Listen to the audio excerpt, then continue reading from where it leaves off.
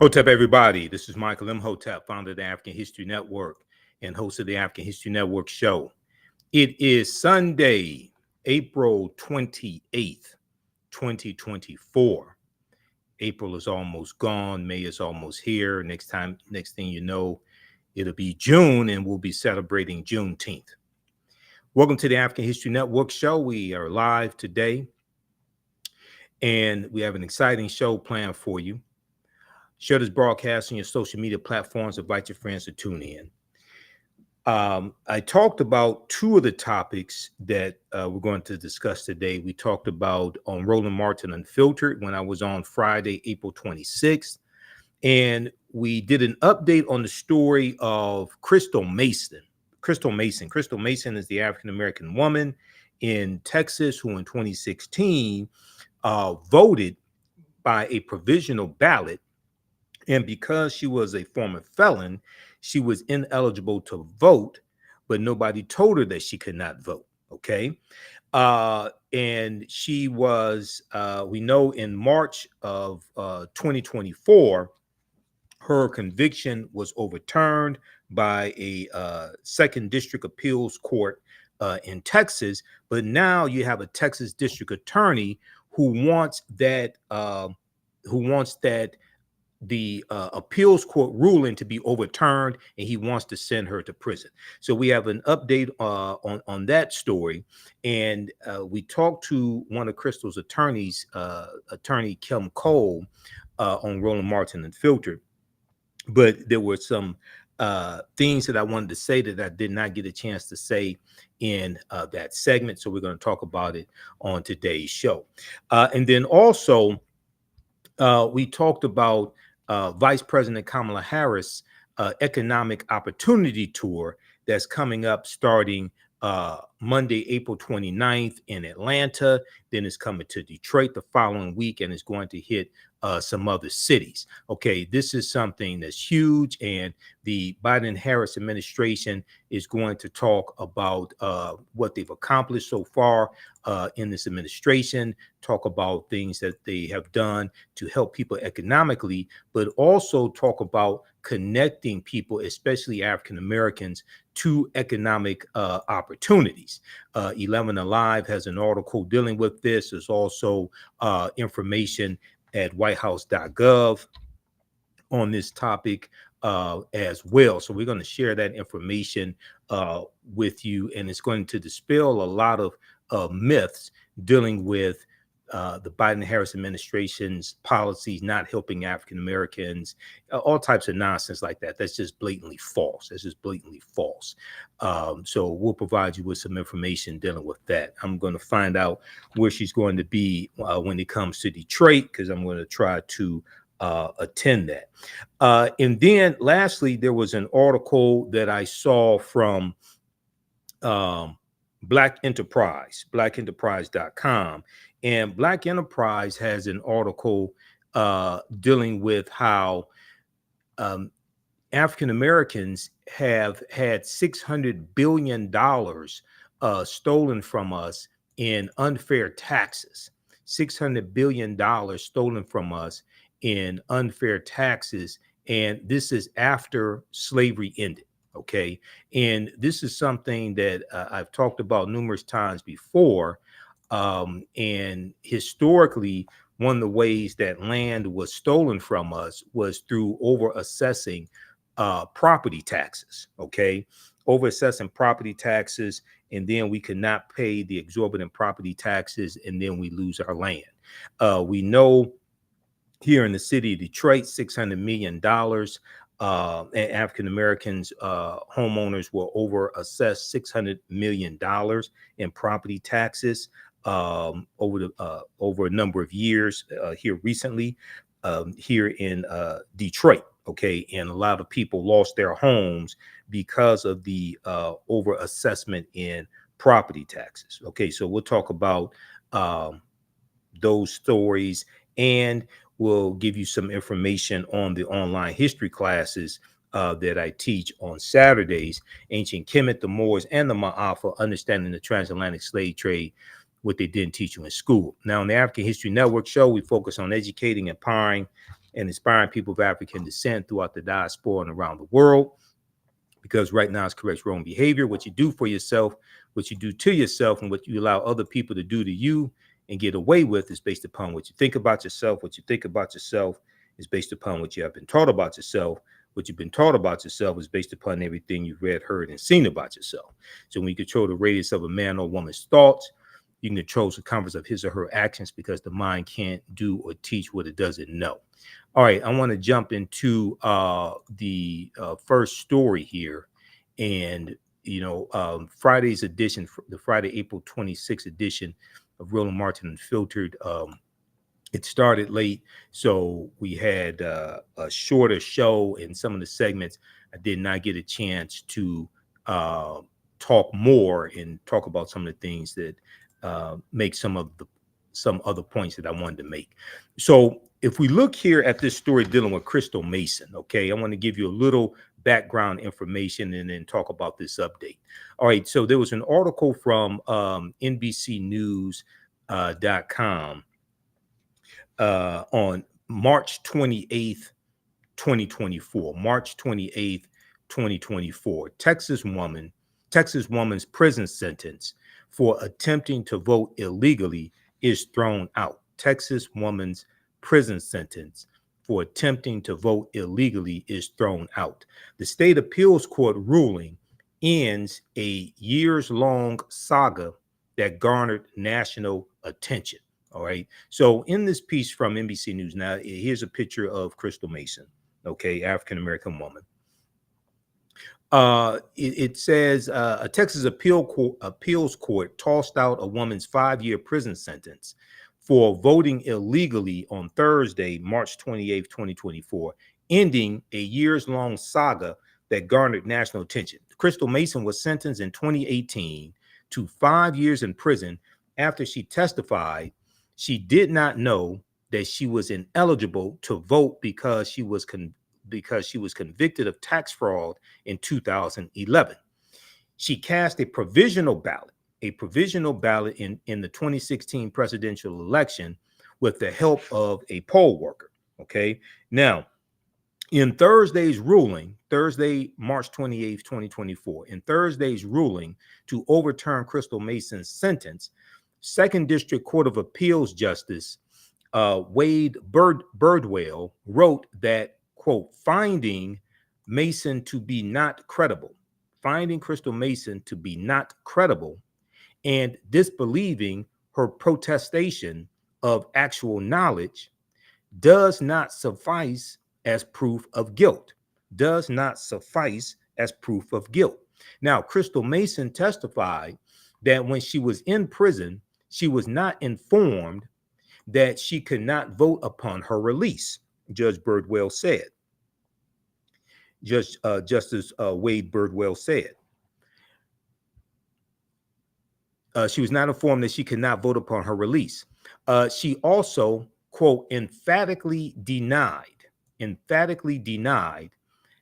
having read the provisional ballot's affirmations detailing felon voting restrictions, testifying that she did not know she was not allowed to cast a ballot because she was on supervised release from prison, according to Judge Birdwell.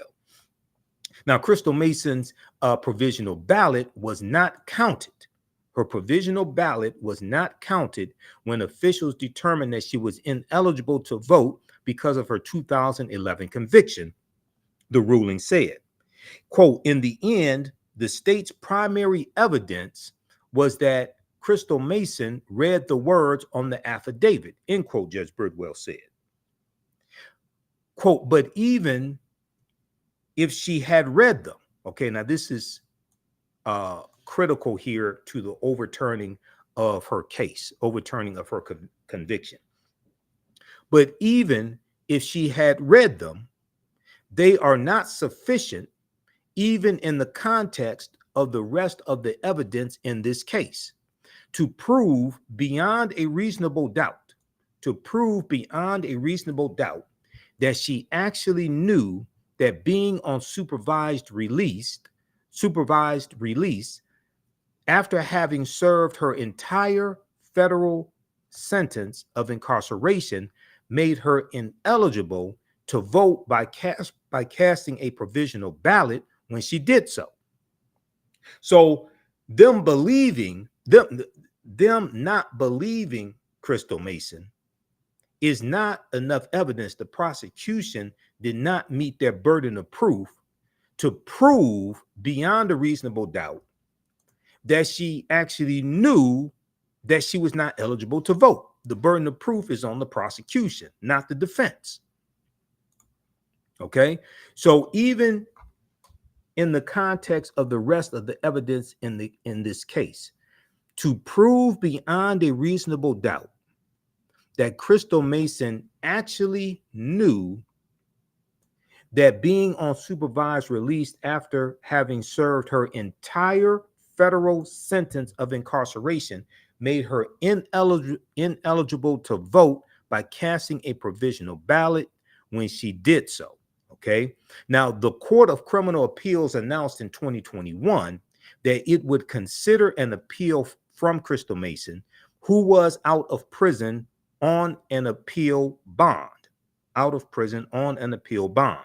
Her 2018 sentence drew national attention, and critics have rallied against the lower court's decision. All right. So March 28th, we get news that her sentence was overturned. All right. And she thought that she could put all of this behind her and move on with her life. Well, we talked about on Friday, April 26th on Roland Martin Unfiltered, that a Texas district attorney, Tarrant County District Attorney Phil Sorrells, Sorrells, he's not satisfied, and he wants to persecute Crystal Mason some more. Okay, so there's an article from TexasTribune.org, TexasTribune.org, and I want to pull that piece up here. Tarrant County DA wants Crystal Mason's illegal voting conviction reinstated. All right, now keep in mind that this provisional ballot that she cast was not counted, but they still want her to serve a prison sentence for what they call illegally voting. Okay, so here's the latest development in this case, and all this is designed by a former Confederate state, a former state that was part of the Confederacy that took up arms to preserve slavery, and then passed laws to suppress the African American vote after Reconstruction ends in 1877. This is all geared toward suppressing the African American vote today. Tarrant County DA wants Crystal Mason's illegal voting conviction reinstated. Now, this article is from April 25th, 2024. Here's another picture of Crystal Mason as well. Tarrant County District Attorney Phil Sorrells wants Crystal Mason's illegal voting conviction reinstated, his office announced on Thursday, April 25th, 2024.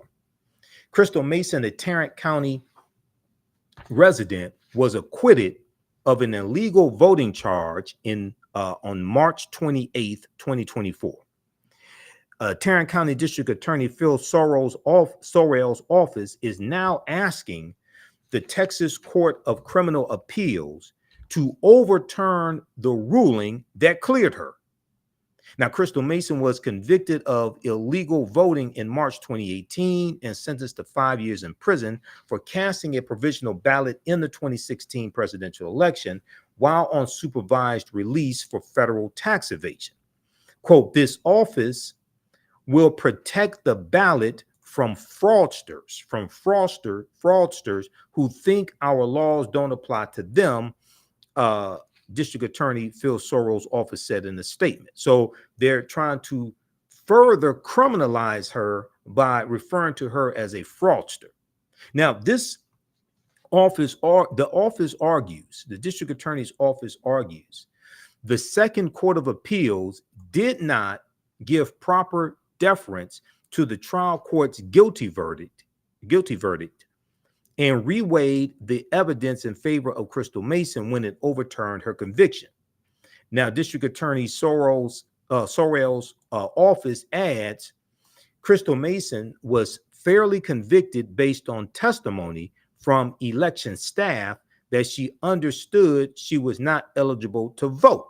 But Crystal Mason's attorney, one of her attorneys, Kim T. Cole, on Roland Martin Unfiltered, and as you saw on the show, said that's not true. Okay, the Crystal Mason has maintained she did not know she was ineligible to vote. Okay, and they said that there was a poll worker who testified that Crystal Mason read the full affidavit. Crystal Mason denies that. Okay, quote, it is disappointing that the state has chosen to request further review of Ms. Mason's case, but we are confident that justice will ultimately prevail. Tommy Buser, B-U-S-E-R Clancy, Buser Clancy, senior staff attorney at the American Civil Liberties Union of Texas, said in a statement. The Court of Appeals decision was well-reasoned and correct. It's time to give Ms. Mason peace with her family. It's time to give Ms. Mason peace with her family. Now, though it had initially upheld her conviction, the Tarrant County-based Second Court of Appeals overturned that conviction in March of 2024 after the Texas Court of Criminal Appeals instructed the lower court to, quote, evaluate the sufficiency, end quote, of the evidence against Crystal Mason. Evaluate the sufficiency, end quote, of the evidence against Crystal Mason. Initially, the court found that Crystal Mason's alleged knowledge that she was on supervised release and therefore ineligible to vote was sufficient for an illegal voting conviction. Her alleged knowledge, okay? But in instructing it to reevaluate the case, the Texas Court of Criminal Appeal ruled the lower court, quote, erred by failing to require proof that Crystal Mason had actual knowledge that it was a crime for her to vote while on supervised release, end quote. The burden of proof is on the prosecution, not on the defense. The Texas Court of Criminal Appeal ruled that the lower court ruling was wrong because the lower court erred by failing to require proof that Crystal Mason had actual knowledge that it was a crime for her to vote while on supervised release. She had served her federal prison sentence. Now, the years-long saga began in 2016 when Crystal Mason, on advice from a poll worker, submitted a provisional ballot during that year's presidential election after she discovered her name was not on the voter roll. Her provisional ballot was rejected because she was not eligible to participate in elections while still on supervised release for a federal tax fraud conviction. She was arrested a few months later. Now, the case against Crystal Mason hinged on an affidavit that she signed before casting her provisional ballot that required individuals to swear that, quote, if a felon, I have completed all my punishment, including any term of incarceration, parole, supervision, period of probation, or I have been pardoned, end quote.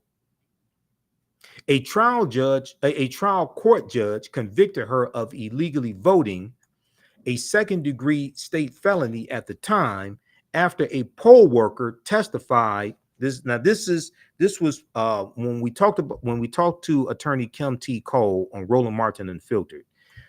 She mentioned this poll worker who testified at Crystal Mason's trial. Okay, A trial court judge convicted Crystal Mason of illegally voting, a second-degree state felony at the time, after a poll worker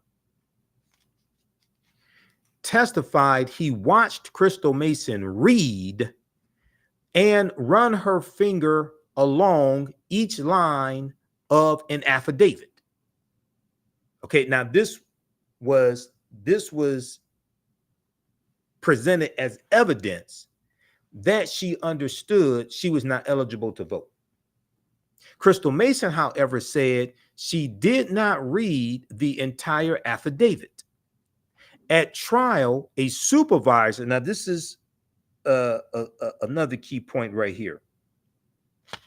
At trial, a supervisor from the probation officer overseeing Crystal Mason's release testified that no one from that office had informed Crystal Mason that she was still ineligible to vote. So you have somebody presenting something as evidence that does not reach the burden of beyond a reasonable doubt. You have a poll worker testifying that she ran her finger along each line of the affidavit. And then you have a supervisor from the probation office overseeing Crystal Mason's release testifying that no one from that office had informed Crystal Mason that she was still ineligible to vote.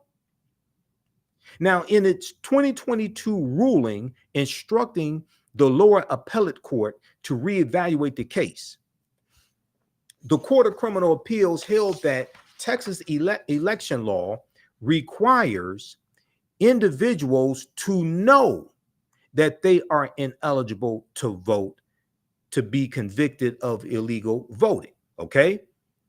In its 2020 ruling instruction, the lower appellate court, in its 2022 ruling instructing the lower appellate court to reevaluate the case, the Court of Criminal Appeals held that Texas election law requires individuals to know that they are ineligible to vote to be convicted of illegal voting.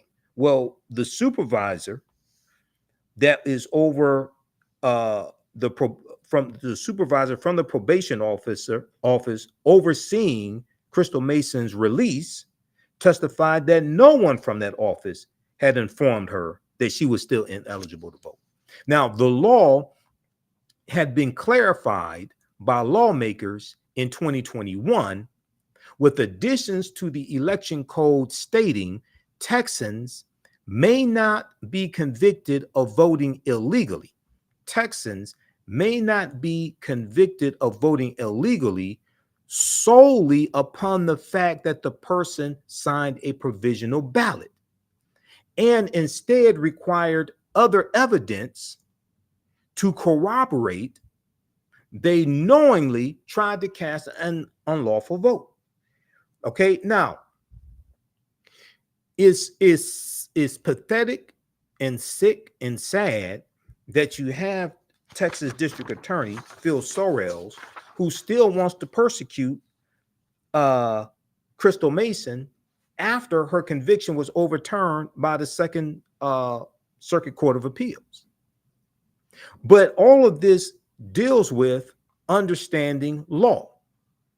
All of this deals with understanding law and how law governs every aspect of our lives. Now, the question we need to ask ourselves is, if the African American vote does not matter, why are they working so hard to suppress the African American vote? Why are they working so hard to intimidate us? When you look at the state of Florida, the election integrity task force that Governor Ron DeSantis put together to go after people who they claimed were voting illegally. Okay, this is designed to suppress the African American vote. Now, when we look here at there was a piece from the Washington Post Okay. And this article here from the Washington Post deals with how GOP-led efforts, GOP voter fraud crackdown overwhelmingly targets minorities and Democrats. If we look at this article here from the Washington Post, let me pull this up.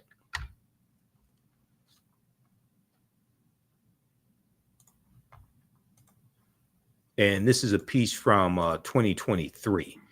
GOP voter fraud crackdown overwhelmingly targets minorities, Democrats. Blacks and Hispanics made up more than 75% of defendants, and Democrats nearly 60%, in a controversial push by Republicans to prosecute election cheating, according to a first of its kind analysis by the Washington Post. Now, this article is from December 20th, 2023. African Americans and Hispanics made up more than 75% of defendants, and Democrats made up nearly 60% of defendants in a controversial push by Republicans to prosecute election cheating.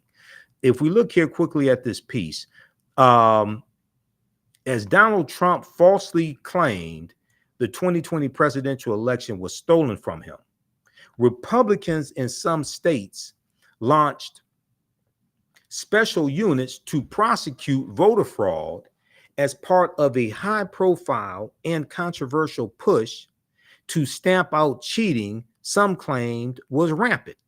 But the election integrity units established or expanded in six states after Trump's loss obtained only 47 convictions during a period in which tens of millions of votes were cast, and the units overwhelmingly targeted minorities and Democrats for prosecution, according to a first of its kind analysis by the Washington Post of nearly every prosecution. So okay, let's go through and look at this slowly. Tens of millions of votes were cast. Okay.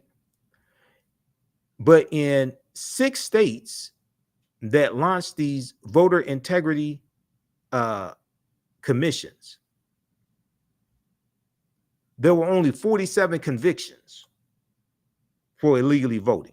Only 47, not 47 million convictions, not 47,000, 47 convictions out of tens of millions of votes cast.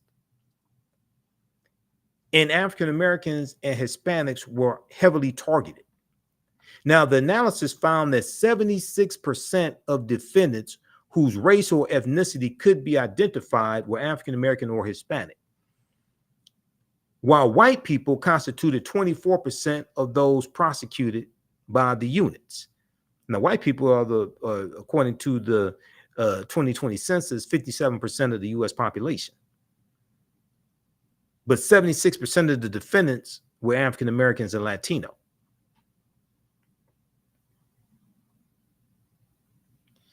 Registered Democrats made up 58% of those targeted whose party could be identified, while registered Republicans were 23% of those targeted.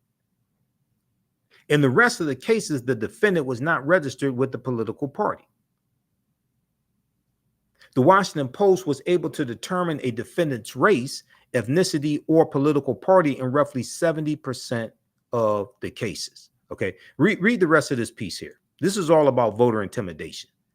This is all about voter intimidation and trying to suppress the African American and Latino vote, because you have some white people, not all white people, but some white people fear that by the year 2043, they are going to be a numerical minority in this country, and they fear what's going to happen to them. Now, all white people don't fear this, but there's some, especially a lot of Republicans, who do. And they fear what's going to happen to them when they become a numerical minority in this country. Some of them feel like they are losing power. Okay. And as we talked about in my deconstruction of Candace Owens' interview on the Breakfast Club, the two shows that we did dedicated to that, what you have is cultural anxiety. When we look at going back to the 2016 presidential election, okay, there was a piece from the Atlantic.com, dealing with how it was cultural anxiety that drove white working class voters to Donald Trump. This piece right here from Atlantic.com from May 9th, 2017. So read this article right here. Let's flip over to this. It was cultural anxiety that drove white working class voters to Trump. A new study finds that fear of societal change, not economic pressure, motivated votes for the president among non-salaried workers without college degrees. Okay, this is the fear, the browning of America. That's what this is, the fear of the browning of America. Okay, so read this piece here from the Atlantic.com. It was cultural anxiety that drove white working class voters to Trump. And there were other stories that came out after the election that dealt with the same topic. Okay, now, you have to understand history to really understand this attack on voting rights and also felony disenfranchisement laws. And your understanding of politics is directly related to your understanding of history. So I'm not just a national political commentator and you watch me every Friday on Roland Martin Unfiltered. I'm also a historian. I've been on Roland Martin Unfiltered basically pretty much every Friday since October 2020. So it's going on 4 years. To get a better understanding of this history, if we look at this piece here from the Brennan Center for Justice, this deals with voting rights restoration in Florida, So going back to 2018, and we talked about this story on the African History Network show. We talked about it on Roland Martin Unfiltered as well. You had Desmond Meade, a former felon Desmond Meade, African-American man, who led the charge, one of the main people leading the charge to restore voting rights for ex-offenders. Okay. And they put it on the ballot. He got over 60% of the vote, something like 66% of the vote. Okay. But then the Republican controlled state legislature there in Florida then passed the bill to put restrictions on people getting their voting rights back. Okay. So you had to pay all your fines and any restitution, things like this. They put all these restrictions to limit the number of ex-offenders who could actually vote, because they know if these people voted, they will vote these Republicans out of office. So this is about maintaining power. And you've heard me say a number of times, politics is the legal distribution of scarce wealth, power, and resources, and the writing of laws, statutes, ordinances, amendments, and treaties, their adoption, interpretation, and enforcement. Okay, politics impacts every aspect of our lives, from the water we drink to the food we eat to the air we breathe. Voting is only one small part of politics, but voting is an extremely important part of politics, because that determines who's going to hold political office, who will have political power to actually write legislation, get legislation passed, who will have political power to appoint people to the cabinets, appoint a Secretary of Education, attorney generals, whether at the federal level or at the state level. Okay.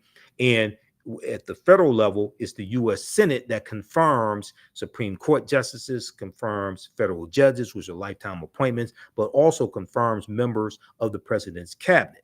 Okay, whether you talk about Secretary of Energy, Secretary of Defense, Secretary of the Small Business Administration, Attorney General, etc. That's the U.S. Senate, and the U.S. senators are either elected or appointed by a governor.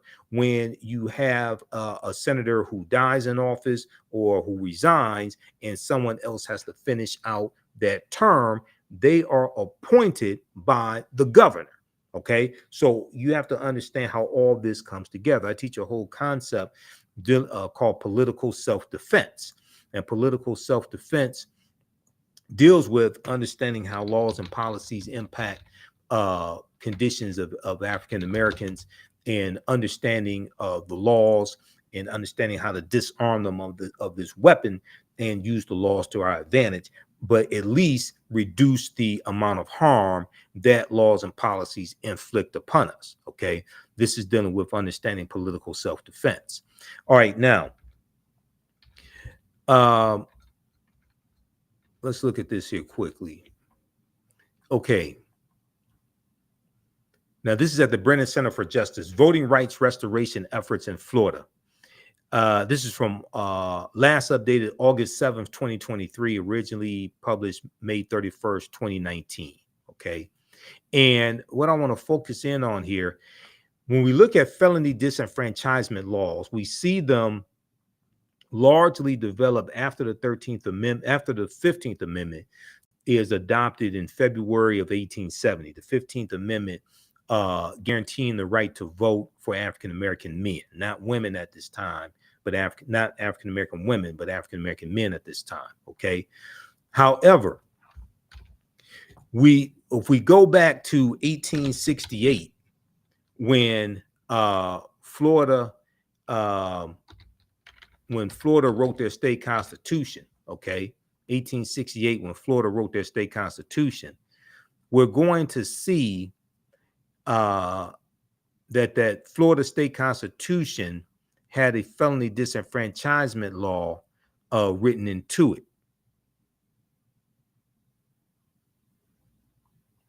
And I'm trying to find that part. Hold on, let me see something here.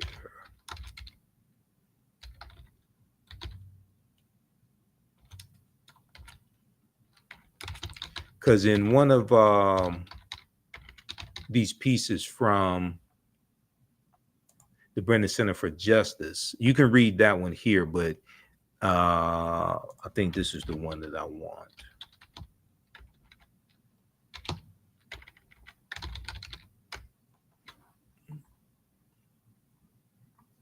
There's one dealing with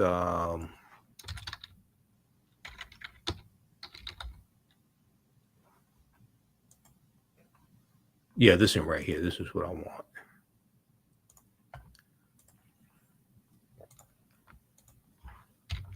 This deals with Florida when they wrote their state constitution in 1868. Okay, the name of this, and I'm going to close this out here. This is the one that I want right here.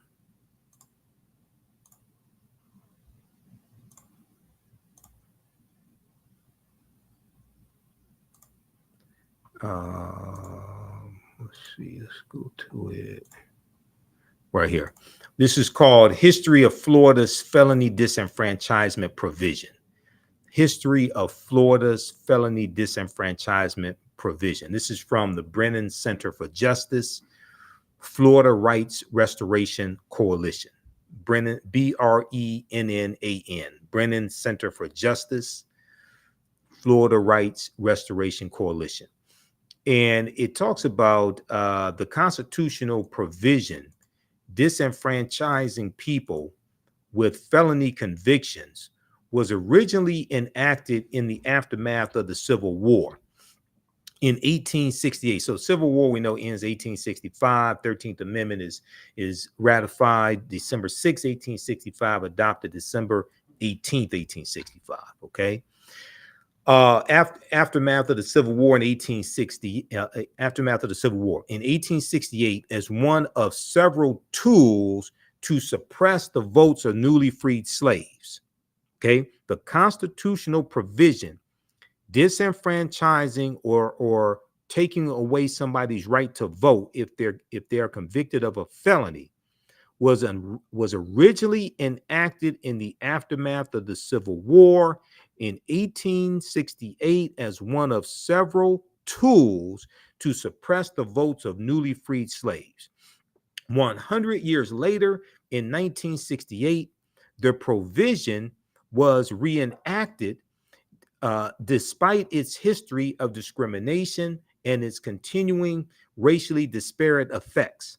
Felony disenfranchisement has long been used to diminish the voting power of Florida's African American population, and the law continues to have that effect. Okay? So this is all about targeting African Americans and suppressing our vote, which diminishes our political power.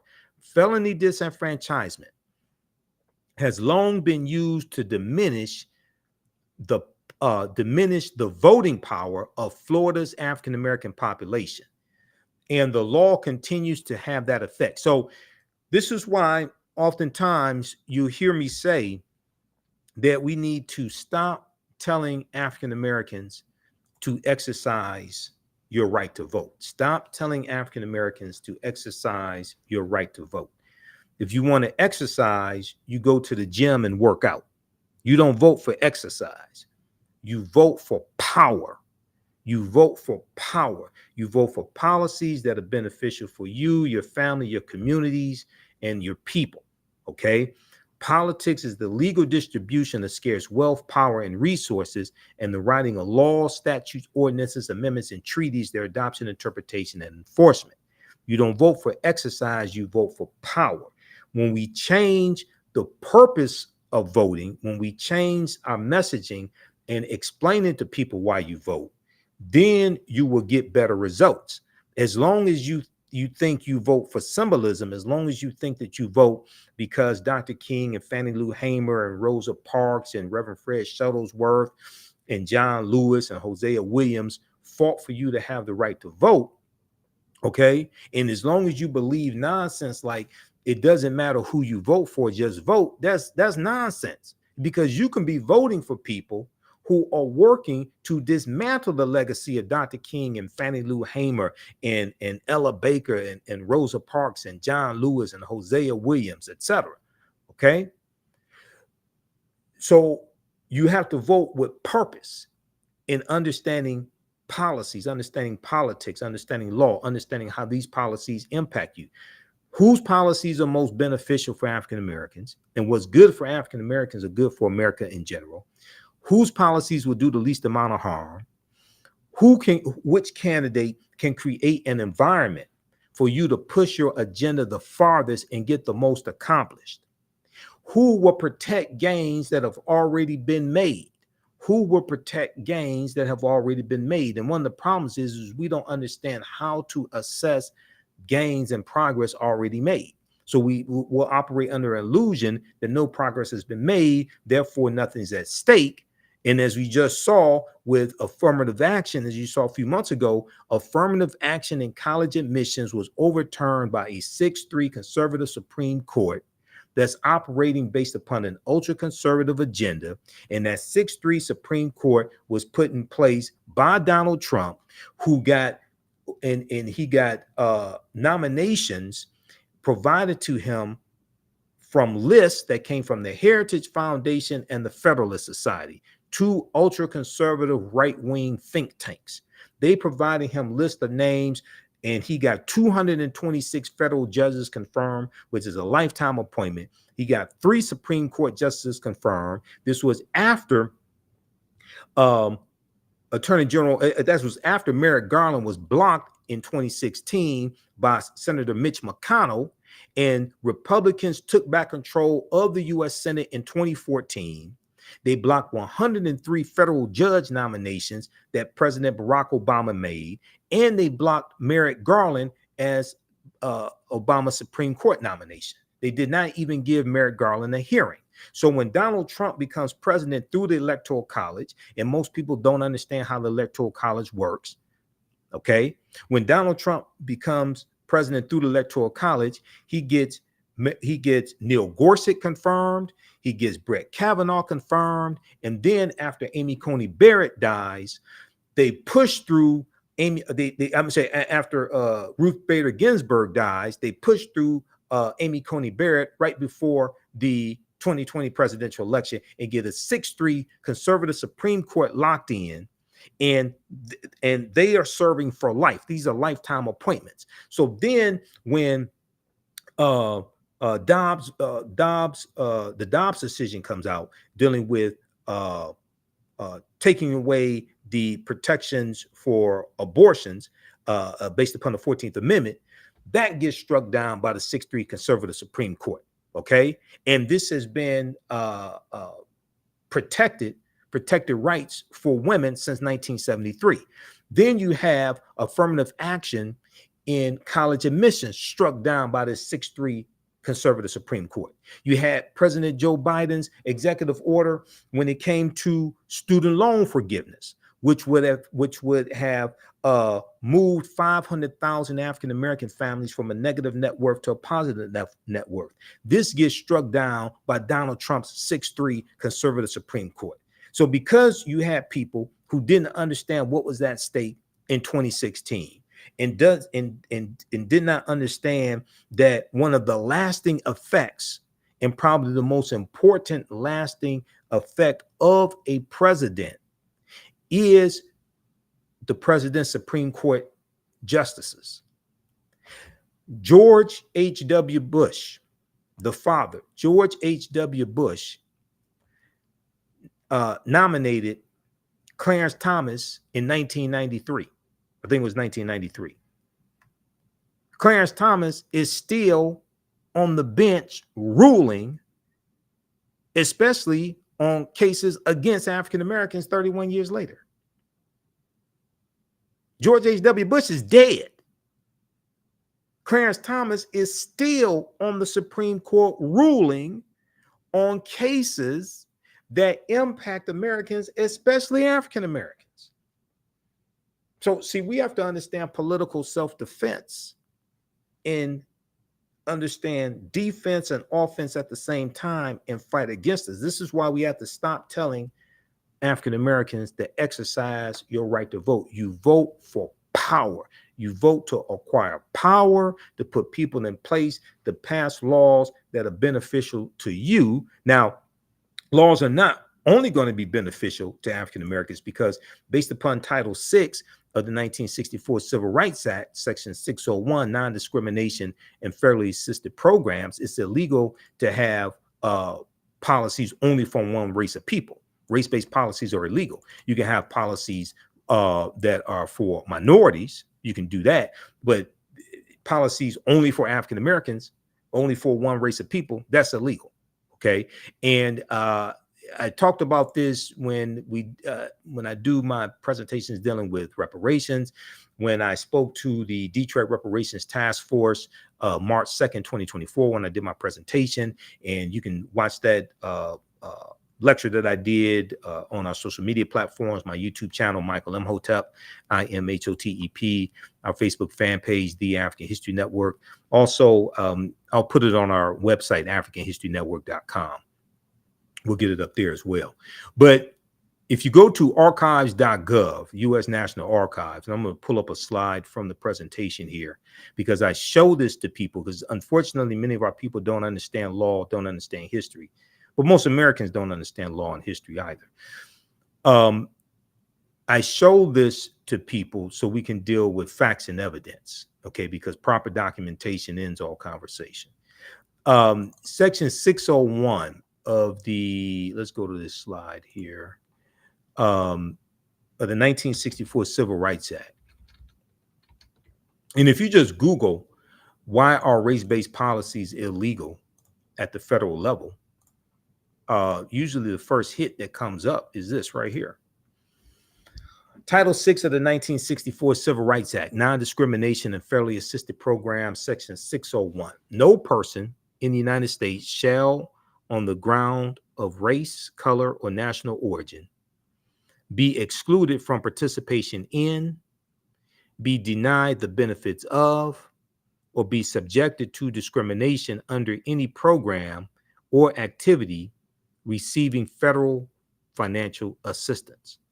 So you can write policies. Now, this is at archives.gov. Archives.gov is the U.S. National Archives, the U.S. National Archives.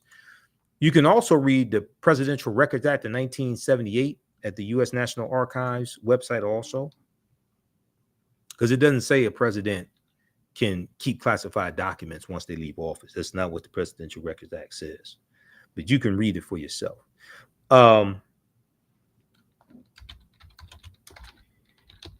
So you can have policies for minority groups,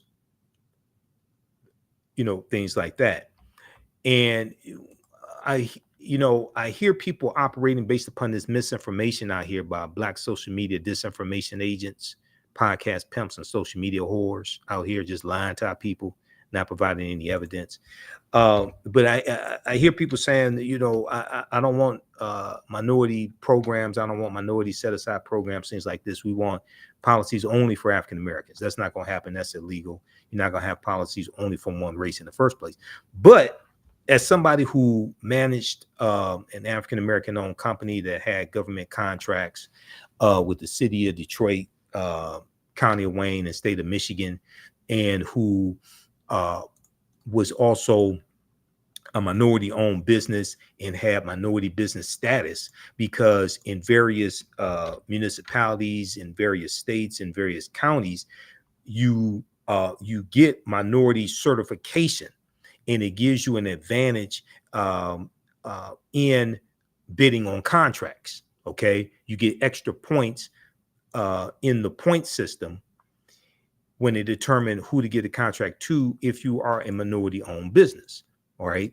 So the question that I would ask people, having that experience, having managed won numerous government contracts, having managed a business that had the majority of our employees were African Americans, the question I would ask people is, why wouldn't we focus on being the minority that's getting the majority of the benefits?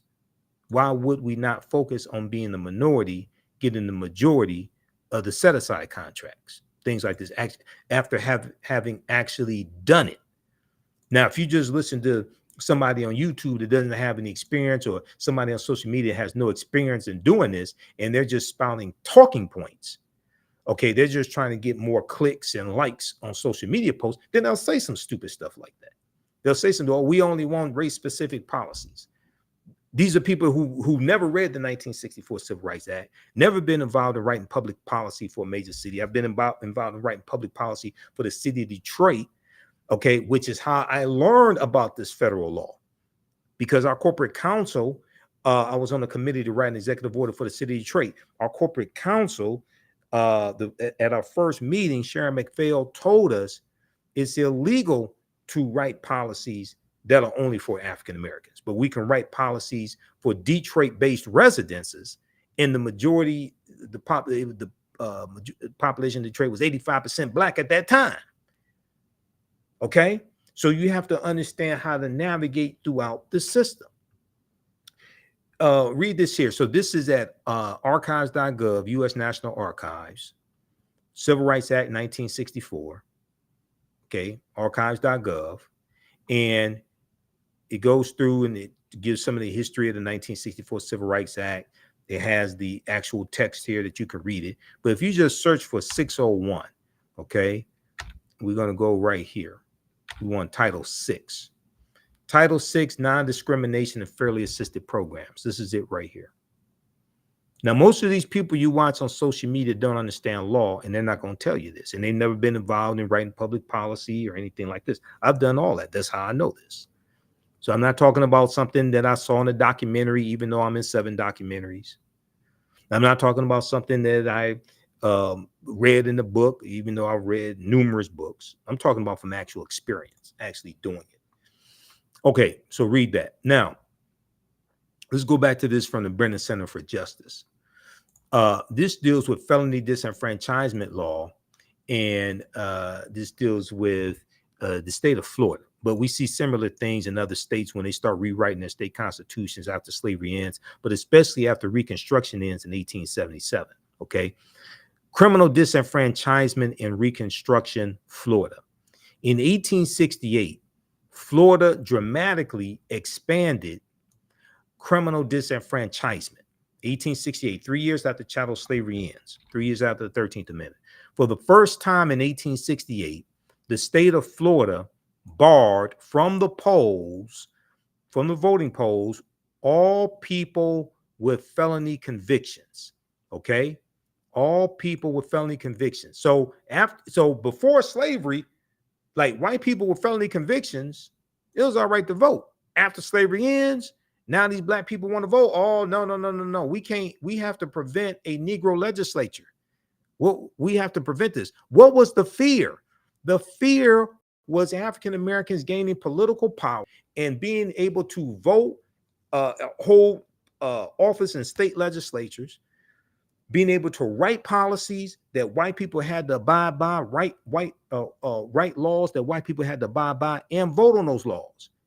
This was at a time when the African American population in Florida was 48%. Okay? In 1868, African Americans were 48% of the population of the state of Florida. And they said that white people said that they were doing this to prevent a Negro legislature, Negro legislature. So they put this felony disenfranchisement law in place in 1868, and you lost your right to vote for life.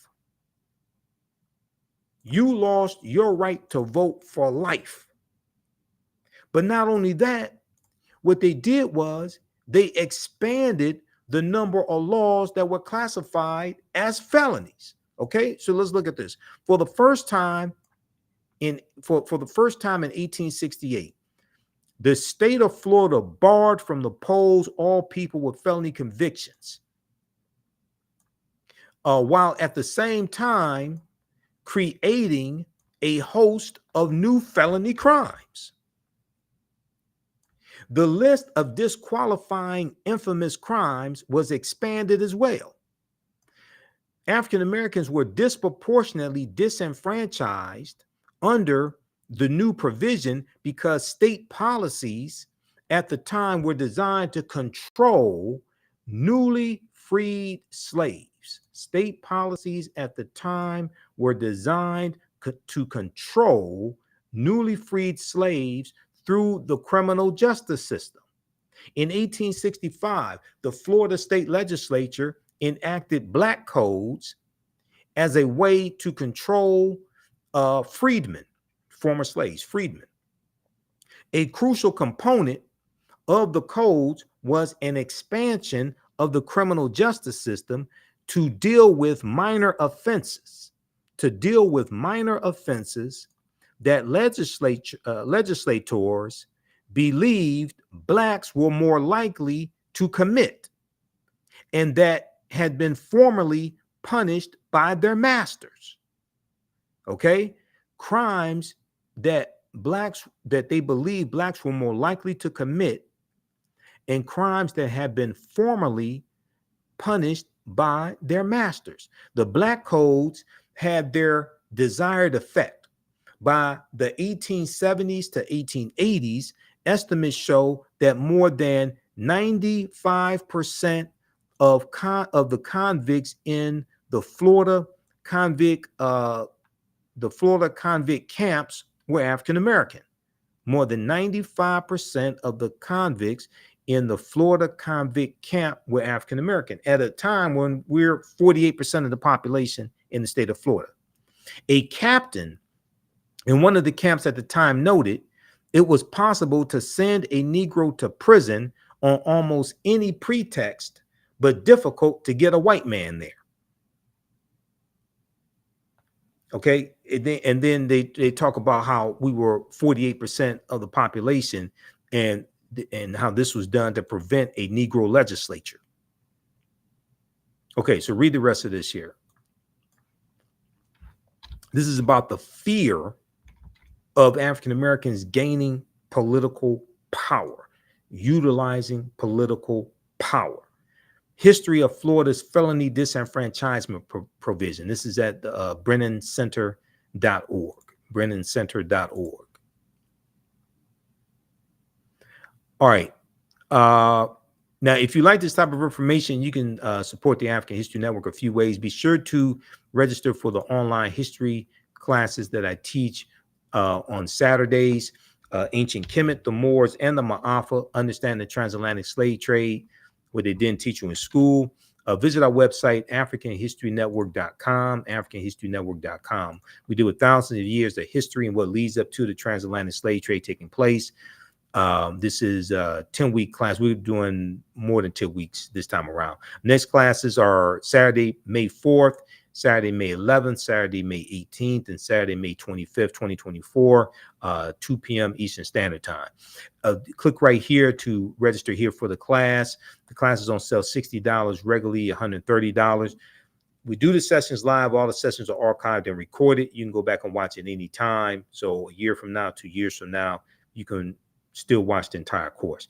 We have the lesson plan here for the entire course also already laid out, so you can look at the content that we cover. We deal with 80 to 100 articles, and I put together this class. I've been teaching this class on and off since 2017. Okay, I've been studying history 34 years now.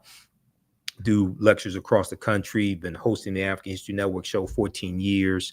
But we look at, there's over 200 slides that I put together, 80 to 100 articles that we'll go through and look at. The 15 books that we reference. You don't have to buy any of these books to follow along in class. I'll show you excerpts of the books on the screen usually. And we look at video clips of interviews I've done with historians like Professor James Small, Professor Kabahai Wafaa-Kamene, Anthony Browder, who wrote Nile Valley Contributions to Civilization, which is one of the books we use in the class, Runoko Rashidi, who wrote Black Star, The African Presence in Early Europe, which is another book that we use in the class, okay? So you can register for this. This content is PG-13. You can use this information with your children as well. Visit our website, AfricanHistoryNetwork.com. AfricanHistoryNetwork.com. Okay, and we'll post the link here. The link's in the thread of this broadcast. And you can support us through PayPal and Cash App, $ the AHN show through Cash App, $ the AHN show through Cash App, and through PayPal, paypal.me /the AHN show. So we have the information right here on our website as well. This is our official Cash App account, $ the AHN show, SHOW. When you go to it, it'll say Michael and show my picture there. These are fake African History Network Cash App accounts here that have been stealing money from us. There are a few other ones out there I've identified. I'm still trying to get them shut down. You can click right here on our link and it shows our QR code, okay, for Cash App. This helps us stay on the air, keep doing the research, pay some of the bills, etc. Upgrade equipment, take care of what needs to be done. All right.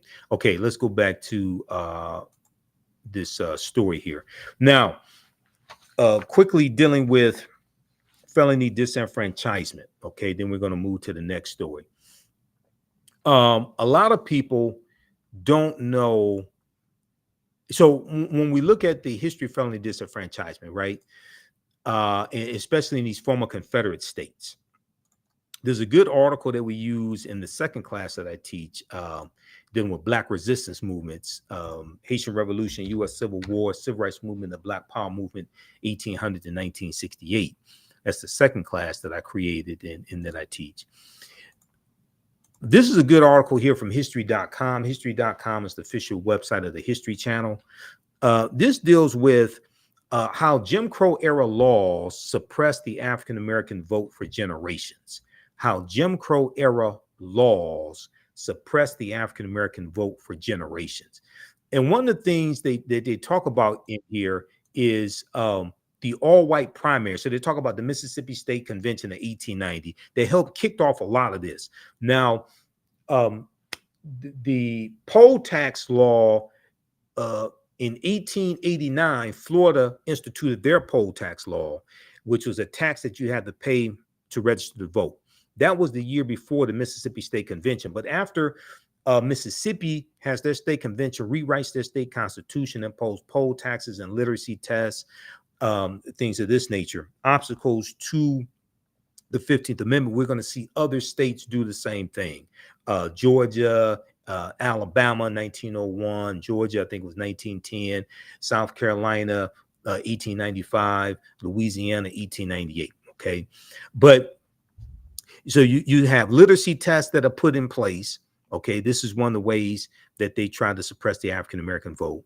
Poll taxes, but also all white primaries. Now, this is something that the state of Texas did, where Crystal Mason is being persecuted right now. All white primaries were instituted by Democrats at the time. Now, this is before the party realignment was completed in 1968 with the election of Richard Nixon. And you had a shifting in the parties, which began with the party realignment begins in 1928, which is what is known as the Lily White Movement of 1928. The Lily White Movement of 1928. Okay. And this was the effort to push African Americans out of the Republican Party. And we started slowly going over to the Democratic Party. Okay. There was a article that I did a 3-hour lecture dealing with the history of why African Americans switched from the Republican Party to the Democratic Party. There was a piece from one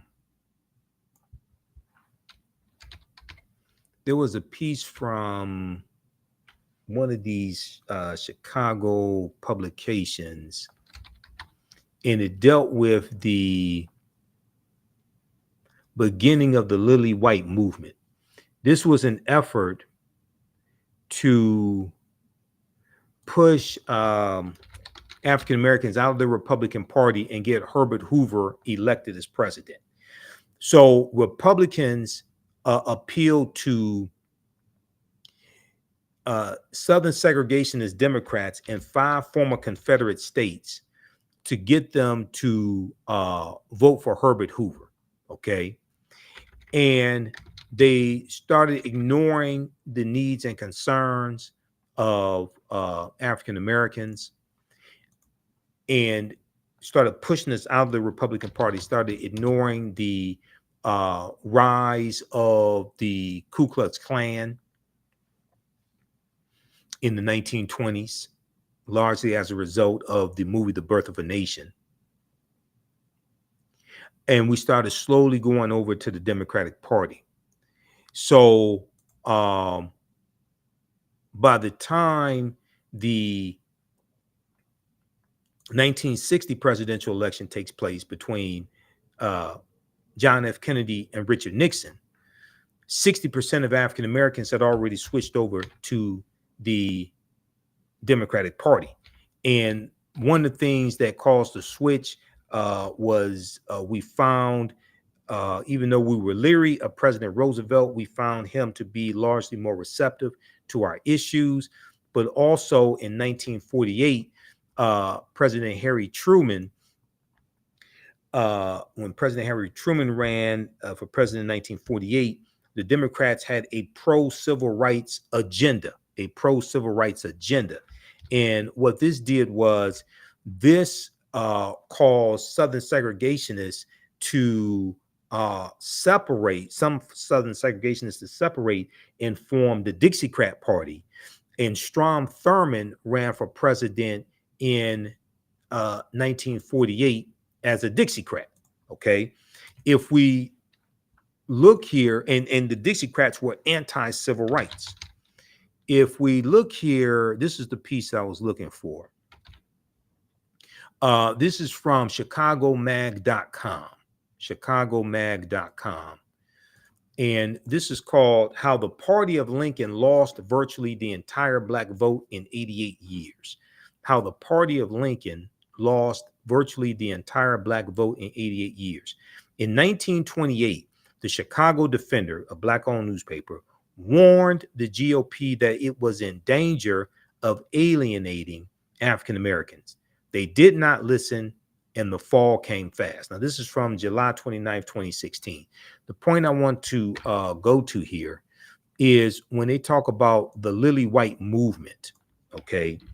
And this was a Southern strategy that was implemented by the Republican Party. Here's an excerpt of what Robert Abbott, founder of the Chicago Defender, wrote. Let's see here. So what the Defender did, okay, finally in an October 20th, 1928 editorial entitled What We Want, the Chicago Defender made a dramatic announcement. We want justice in America, and we mean to get it. If 50 years of support to the Republican Party doesn't get us justice, then we must of necessity shift our allegiance to new quarters, end quote. It was the first time the Chicago Defender had failed to endorse the Republican presidential candidate since 1912. In the run-up to the 1912 election, Woodrow Wilson, despite a typical history as a Southern Democrat, had reached out to black voters, even though he was a white supremacist, including leaders like Dr. W.B. Du Bois. After Woodrow Wilson's victory, the Chicago Defender reported that a substantial number of blacks supported him. Once in office, President Woodrow Wilson immediately alienated his black supporters. Okay. Now, Robert Abbott, founder of the Chicago Defender, is a diehard Republican his whole life. But with Herbert Hoover, who is explicitly, I wouldn't describe him as a racist, but he's interested in what he called a lily white Republican Party, This is after generations in which the Republican Party has stood for racial justice. So this was the lily white movement that begins in 1928. Okay. So scrolling down later in the article, it says the Republican National Convention was held in Chicago that summer, which to those at the Chicago Defender made the near absence of African Americans all the more galling. So now they're talking about, let's see, the Defender, what period of time? Right, it must be talking about right about 1928 here.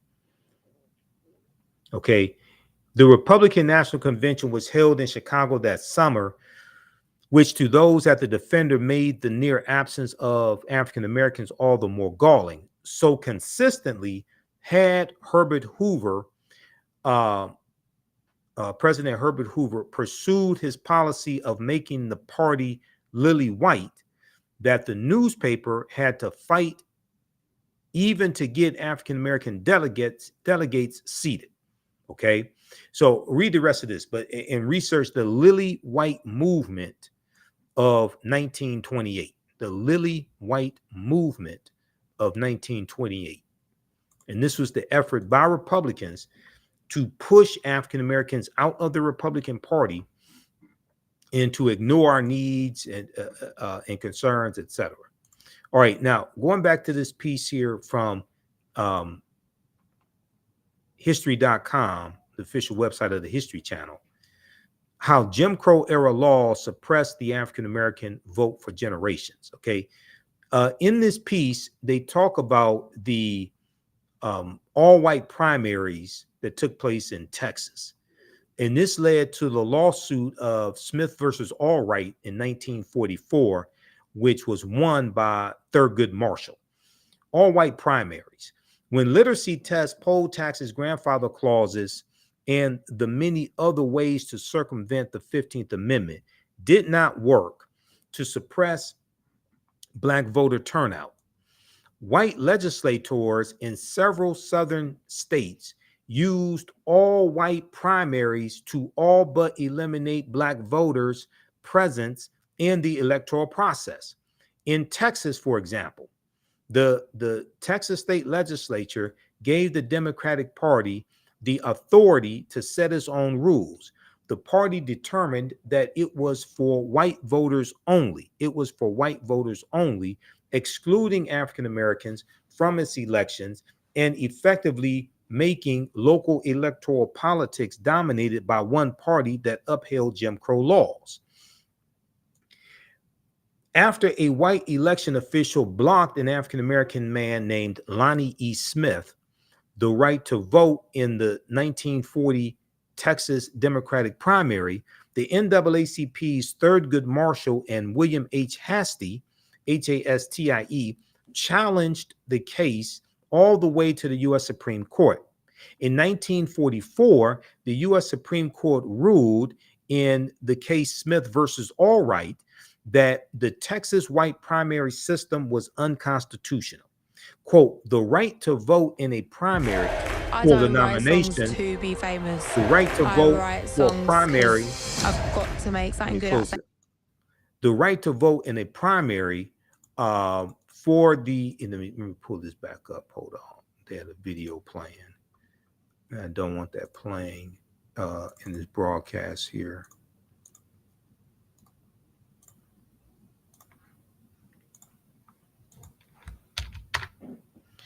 Let's go back down to this here.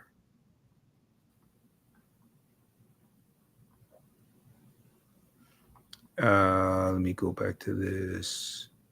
Okay, it said the right to vote in a primary for the nomination of candidates without discrimination by the state is a right secured by the Constitution, said the U.S. Supreme Court in an 8-1 U.S. Supreme Court decision. Okay, and that was Smith versus Allwright. Right here. Okay, so read the rest of that. The name of this article is How Jim Crow Era Laws Suppressed the African American Vote for Generations. Okay, and that's at history.com, which is the official website of the History Channel. Okay, now okay, so check out those pieces. Now, there was back in March when we talked about Crystal Mason's conviction being overturned. We talked to, on Roland Martin Unfiltered, we talked to her attorney then, and we mentioned a case of a white GOP official. And I want to look at this article here.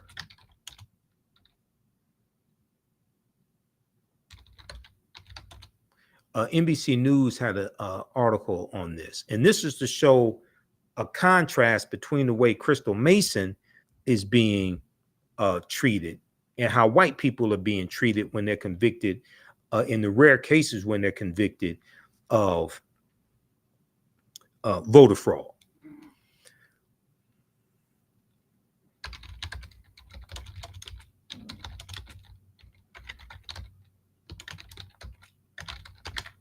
Let me pull this up. Okay, Georgia Republican Party official voted illegally 9 times.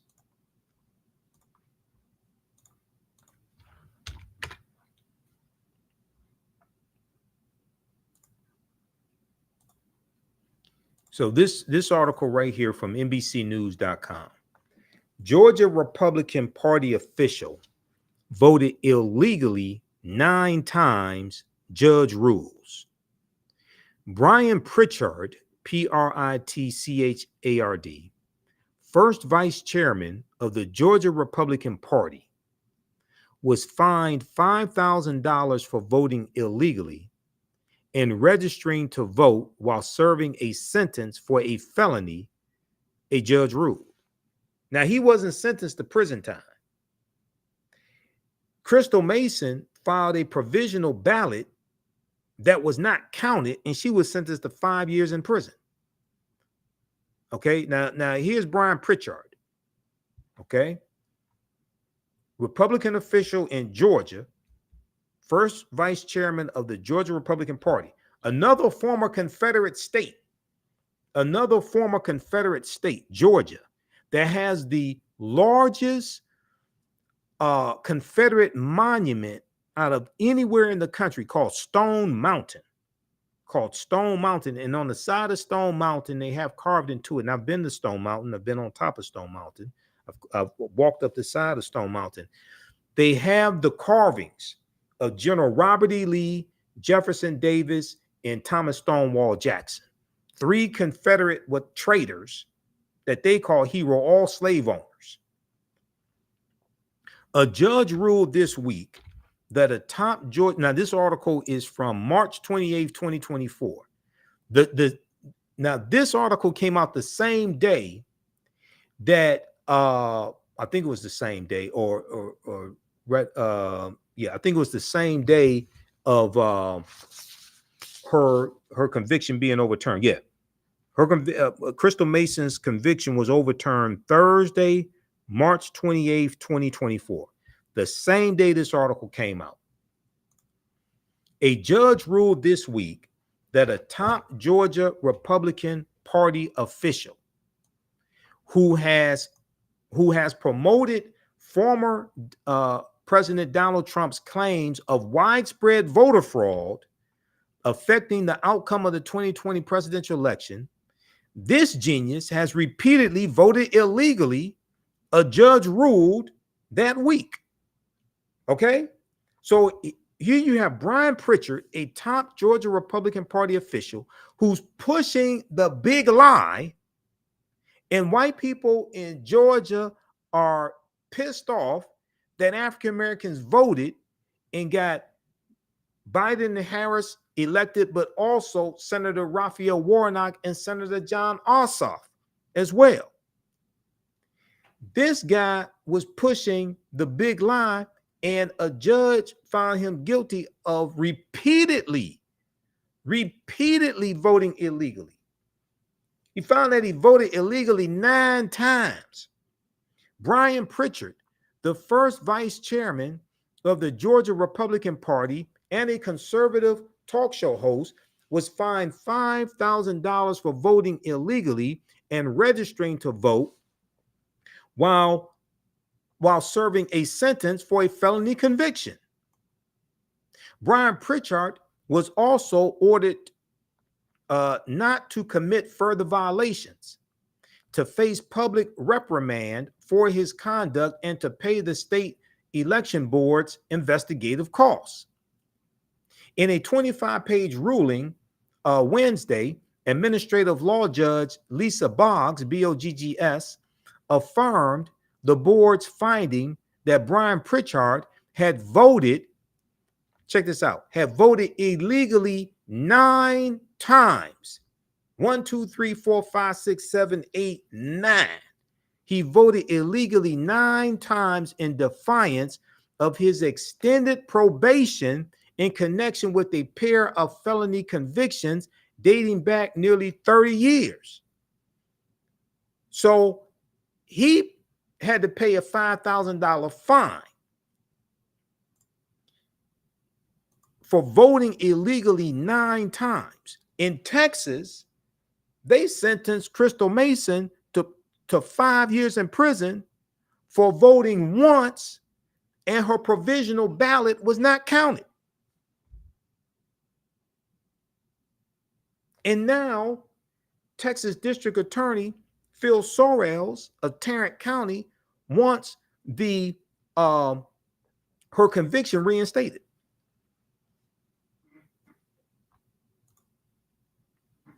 You can't make this stuff up.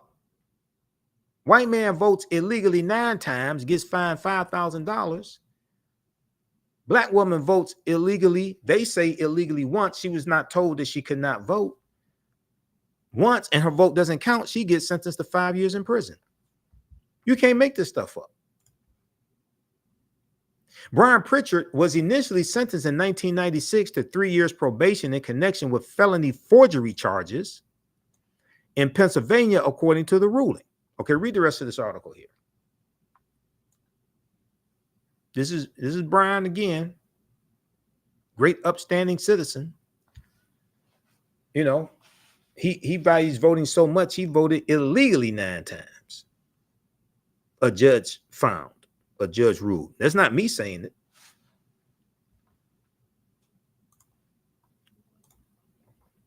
All right, now, lastly, last article on this subject. Some people may ask the question. Well, let me. We talked about some of the history of felony disenfranchisement laws and targeting African Americans, right? After slavery ends, to suppress the African American vote, to suppress our political power. Okay. Did you know that well, let me phrase the question like this. Back in, I think it was 2020, when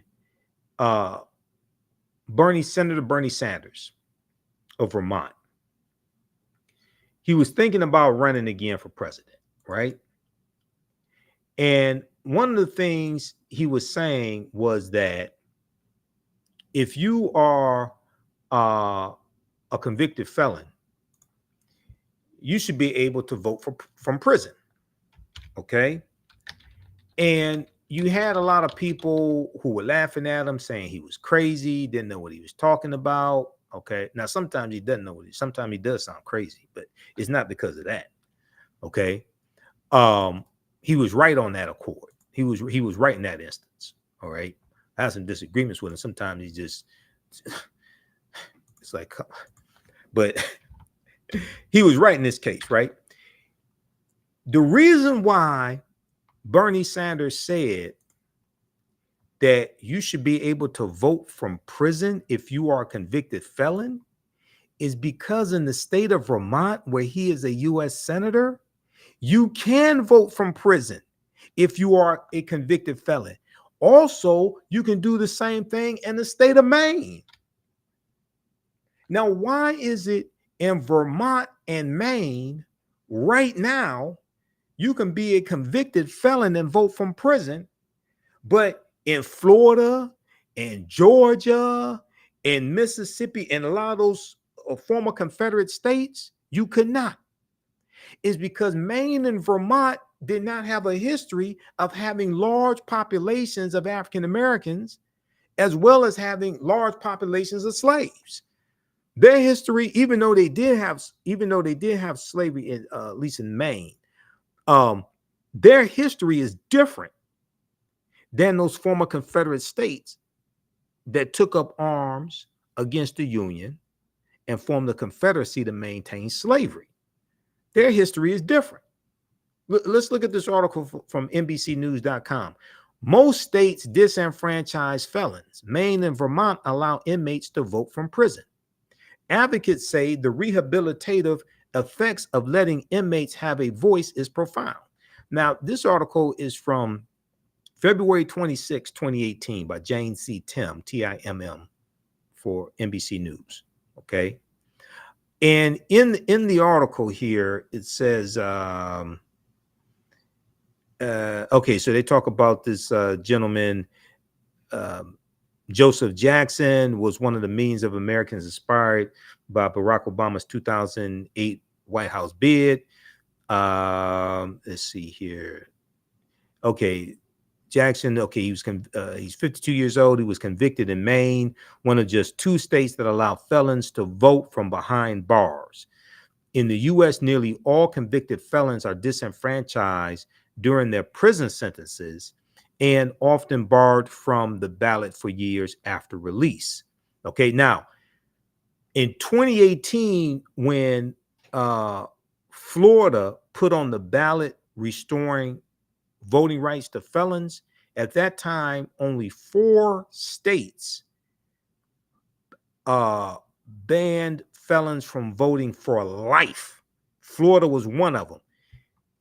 And that law in Florida dated back to 1868 when Florida wrote their state constitution. So all these black conservatives out here who want to talk about how slavery is behind us, slavery is in the past, slavery has nothing to do with today. They don't want to talk about laws that are in existence today that are the legacy of slavery, the vestiges of slavery, and were put in place like that 1868 felony disenfranchisement law 3 years after the Civil War ended. And it was put in place to suppress the political power of African Americans, of former slaves.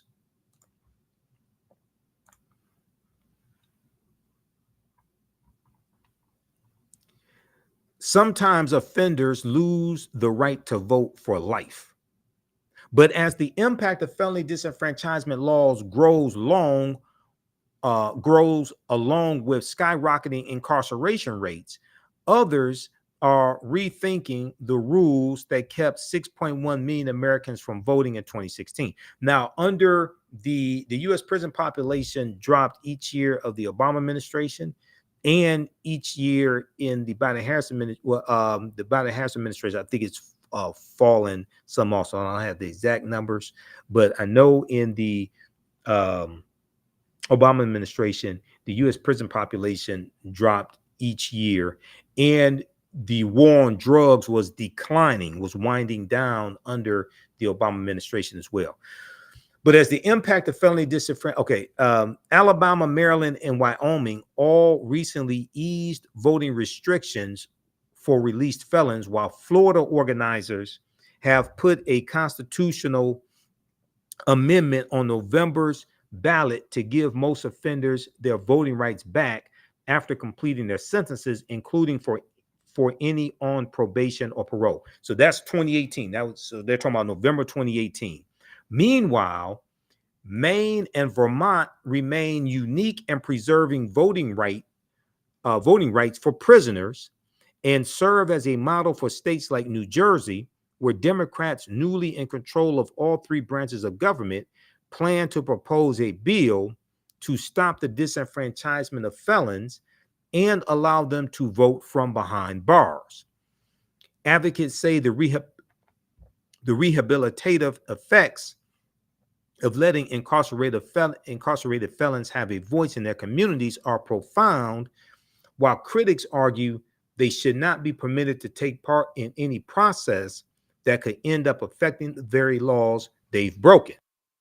Well, when people get out of prison and get a job, they don't have problems. They don't have a problem with taking their taxes. They don't have a problem with taking their taxes. So why shouldn't they be able to vote? Okay, read the rest of this piece here. This is at NBCnews.com. Most states disenfranchise felons. Maine and Vermont allow inmates to vote from prison.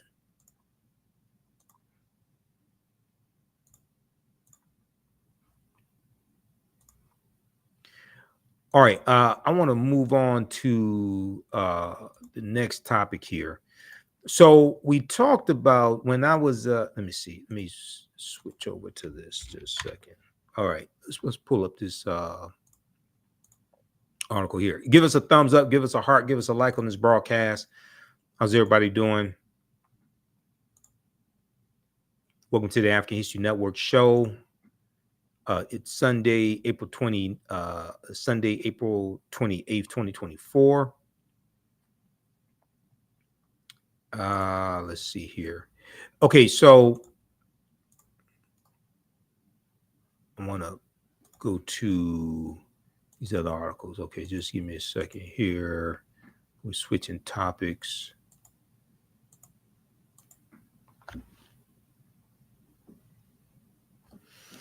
All right.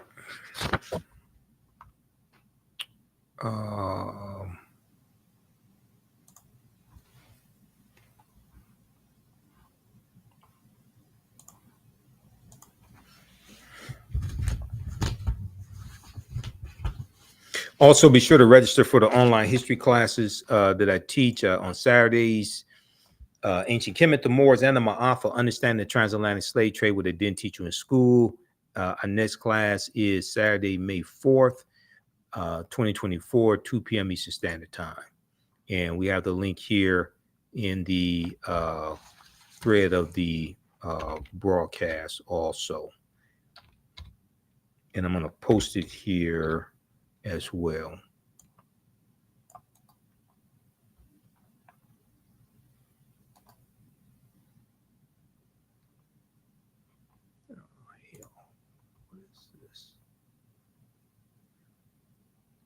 Okay, we'll come back to that.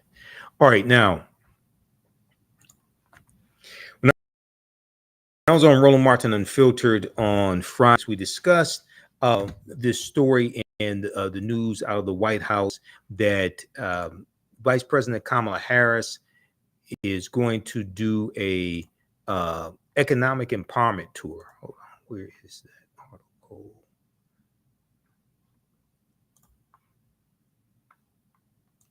Just a second. Okay, right here. Let's close this ad out.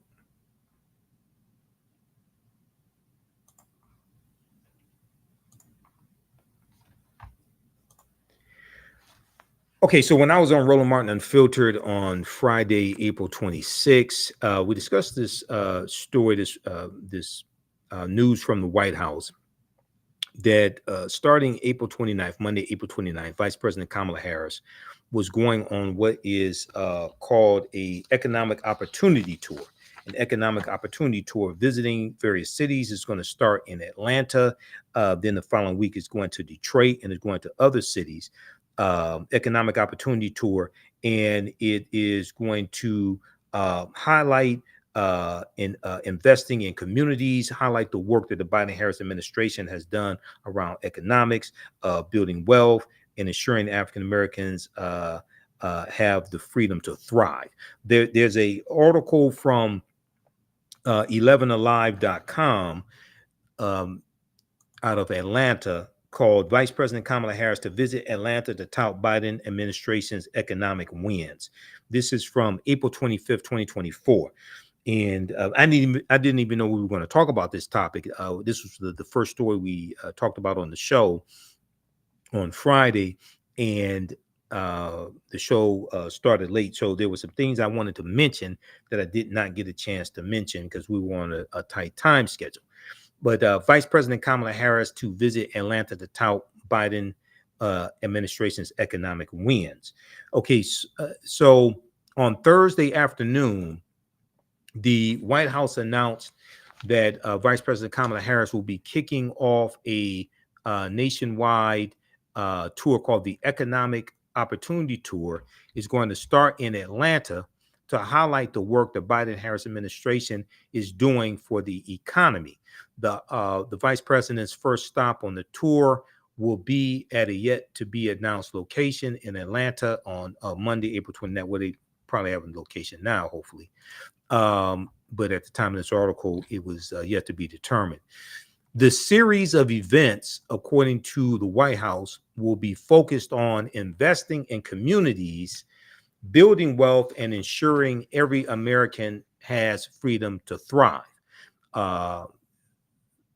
President Biden and I, Vice President Kamala Harris said, President Biden and I are committed to creating an economy in which every person has the freedom to thrive. The vice president said in the statement announcing the tour, our economic approach has delivered great progress, and we will continue to invest in you, your family, and your future. During the tour, and part of this tour is going to be focused on community, talking to African American men, African Americans in general, but specifically African American men. And this is something we talked about on Roland Martin Unfiltered, to highlight the economic successes, but also to connect people to economic opportunity and the resources that are available.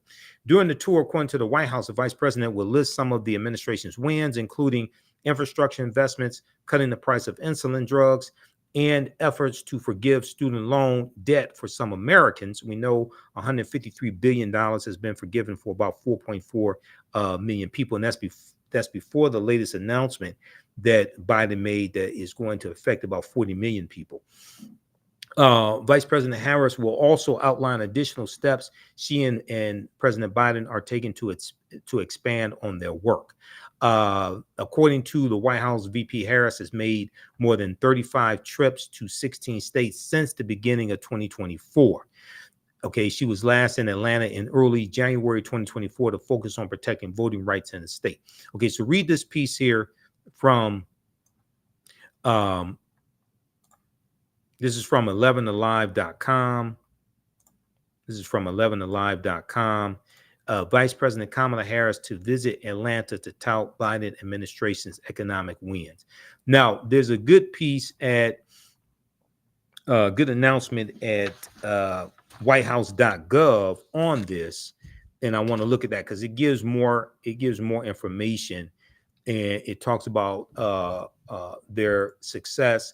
And one of the things I said on the show is that this gives them an opportunity to go around the country and to claim to uh, to take responsibility for these policies that they've been able to put in place that a lot of people don't know exist, and policies that have been beneficial and have helped the economy, help with economics, but also help African Americans as well. Now, if we look here at two things. Number one, you've heard me talk a number of times about this 36-page document that's at whitehouse.gov. Everybody needs to read this. And the black social media disinformation agents are not going to tell you about this. They're not going to go through this on your show, on their show. We've been through this numerous times here. Now, this was last updated. This one here is last updated February 27, 2023. This is the 36-page one. This is a fact sheet that shows how the policies of the Biden-Harris administration are helping the African-American community. It's called Fact Sheet. The Biden-Harris administration advances equity and opportunity for Black Americans and communities across the country. It goes through and takes you through policy by policy, where they talk about the American Rescue Plan, the $1.9 trillion American Rescue Plan that saved the economy, where they talk about 15 million jobs created, 2.6 million of those jobs went to African Americans, where they talk about 39 straight months of private sector job growth. We know the March 2024 numbers, 303,000 jobs created, 3.8% unemployment rate. But they go through category by category, creating opportunities and good paying jobs, et cetera, and show you how these policies are helping African Americans, where they talk about the $1.2 trillion infrastructure bill, making critical investments in Black families and communities in the American Rescue Plan that no Republicans in the House or the Senate voted for, historic expansion of the child tax credit, cutting child poverty to record lows for Black children. It lifted 1 million African American children out of poverty.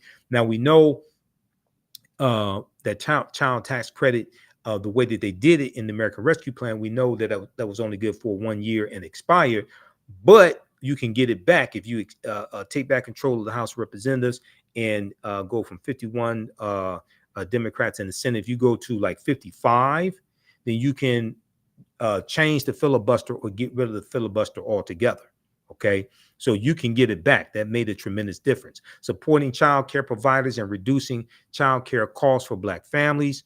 The American Rescue Plan provided $39 billion lifeline to help child care providers stay open and compensate early childhood educators as they provide safety and healthy environments for children and help parents. So read the rest of that. So they go through category by category. The American Rescue Plan tripled the earned income tax credit for 17 million workers without dependent children. Okay. They talk about things like $7 billion invested in HBCUs, $7 billion allocated for HBCUs, $5.8 billion in 2021.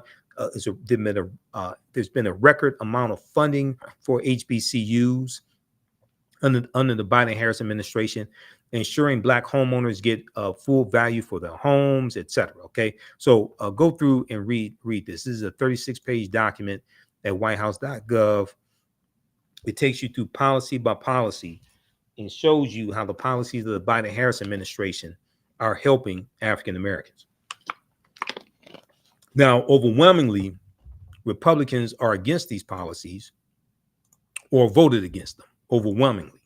And even when you look at the $1.2 trillion infrastructure bill that 19 Republicans in the House and 19 Republicans in the Senate and 14 Republicans in the House voted for, that's 34 Republicans, but that's out of approximately 240, 250 Republicans that were in office in the House and the Senate, combination of the House and the Senate. 50 were in the Senate. Okay, out of about 250 Republicans, only uh, 34 voted for the infrastructure bill, even though many Republicans want to take credit for infrastructure dollars coming to their districts or coming to their states, even though they overwhelmingly voted against the bill. Imagine that. All right, now the announcement at whitehouse.gov is this one right here. Let's go to this.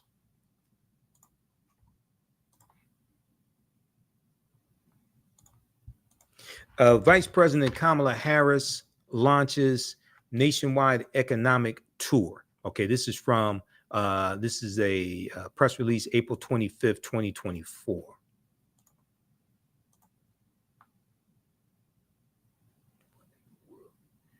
Okay, the vice president will kick off for a multi-state tour with a moderated conversation in Atlanta, Georgia, on April 29th, and an event in Detroit, Michigan during the following week.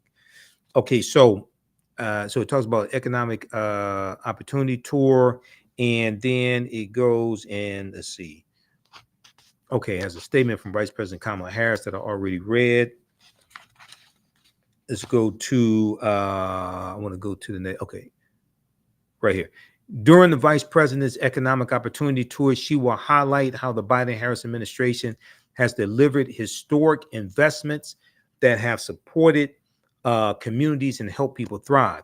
This includes making unprecedented investments in small businesses and achieving the fastest creation of Black-owned small businesses in more than 30 years, creating a record number of jobs. So it's over 15 million jobs now, 800,000 manufacturing jobs, 2.6 million of the 15 million have gone to African Americans, which is about 17%. Okay, increasing access to capital for underserved communities, investing in infrastructure, cutting the price of insulin, and expanding access to healthcare. So you have about 41 million people now who have Obamacare, a record number.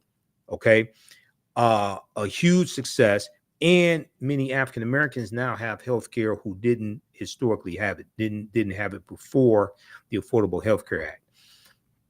Forgiving more student loan debt,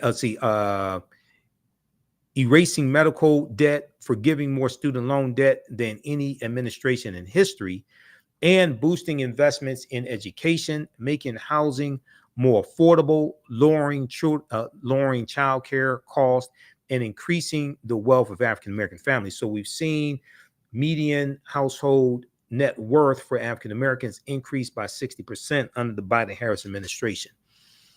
Vice President Harris will also outline additional steps that she and President Biden are taking to expand this work.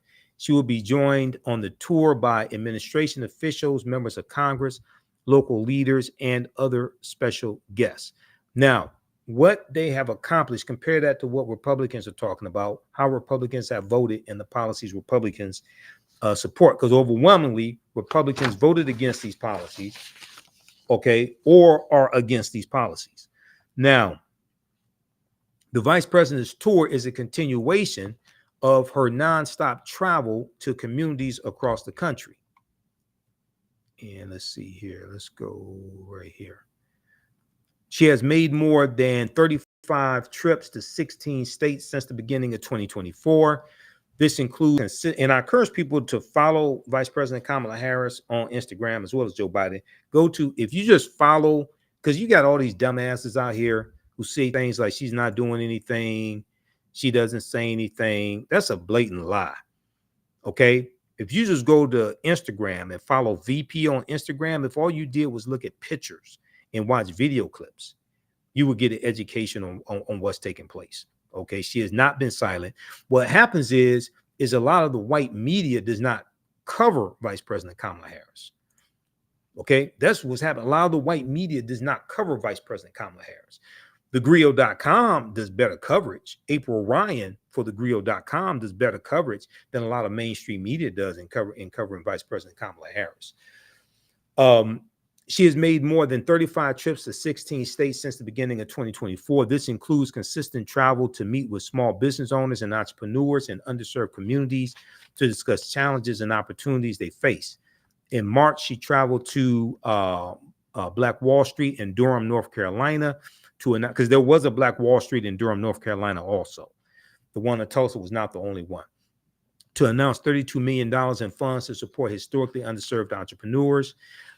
She began the year in Las Vegas, Nevada, where she announced a small business administration rule, an SBA rule that will ensure millions of Americans, now pay attention to this, that will ensure millions of Americans who have served time, who have prison records, who have felonies, are eligible for small business administration loan programs that help individuals start and run small businesses.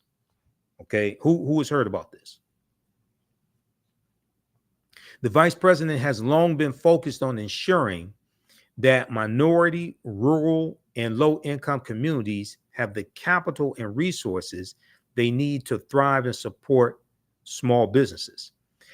Last year, she announced that the Treasury's Community Development Financial Institutions, the CDFIs, the CDFI fund has awarded over $1.73 billion in grants to 603 community development financial institutions, CDFIs, across the country. Let's see here. Let's go down, let's skip down here. You could read the rest of this here. Okay, read the rest of that. That's at whitehouse.gov. April 25th, 2024, Vice President Kamala Harris launches nationwide economic opportunity tour. So it's coming to Detroit. I need to see where it is in Detroit because I want to go to that. I want to go to that one.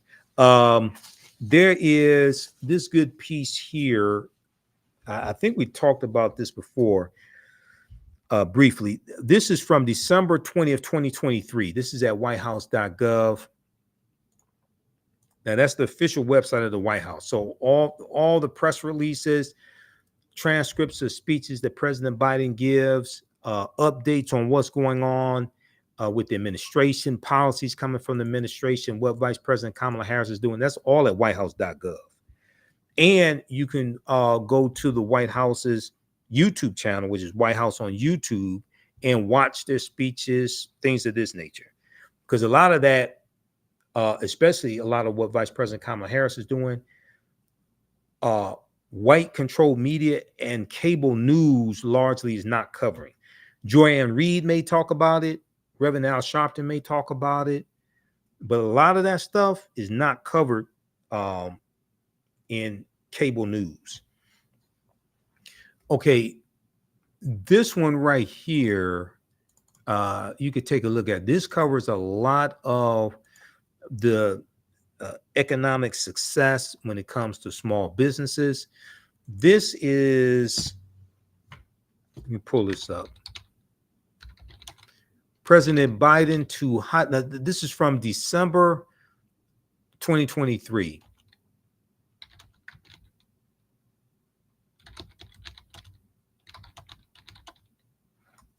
President Biden to highlight how his investing in America agenda has led to a Black small business boom.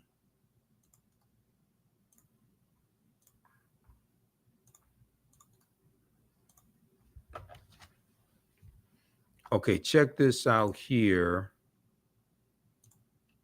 This is at whitehouse.gov also. Let's go over to this.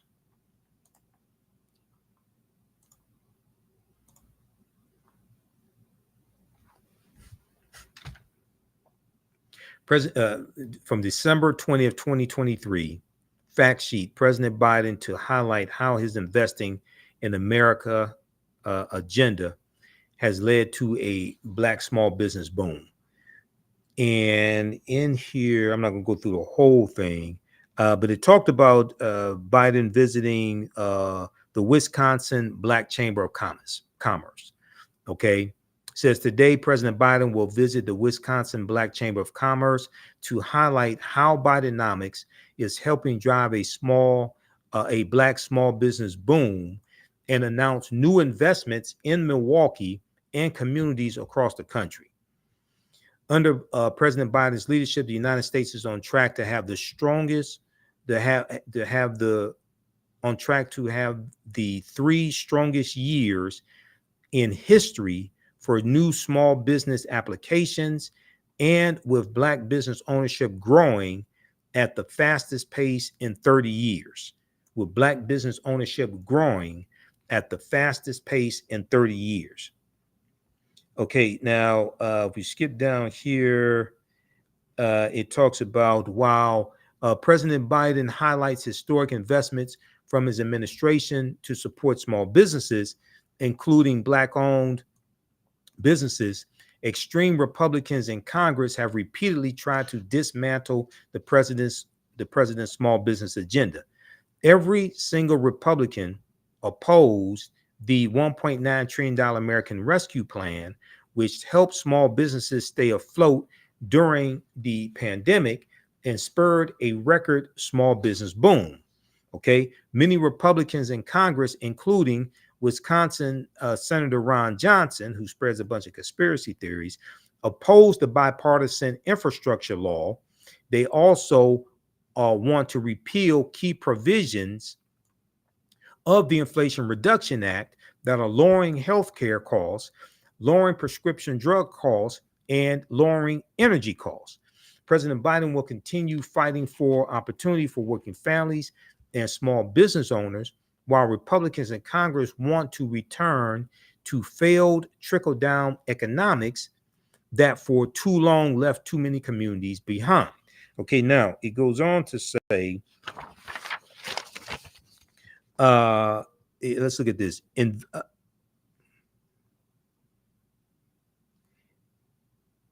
Investing in Black entrepreneurship and opportunity. Okay, so they talk about the Hero Plumbing company in, I think that was the one in Wisconsin. It's a Black-owned small business in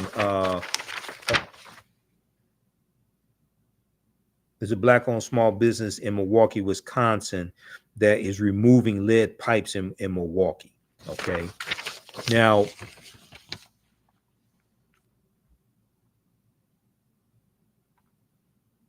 since taking office, Americans have filed a record 15 million applications to start new businesses.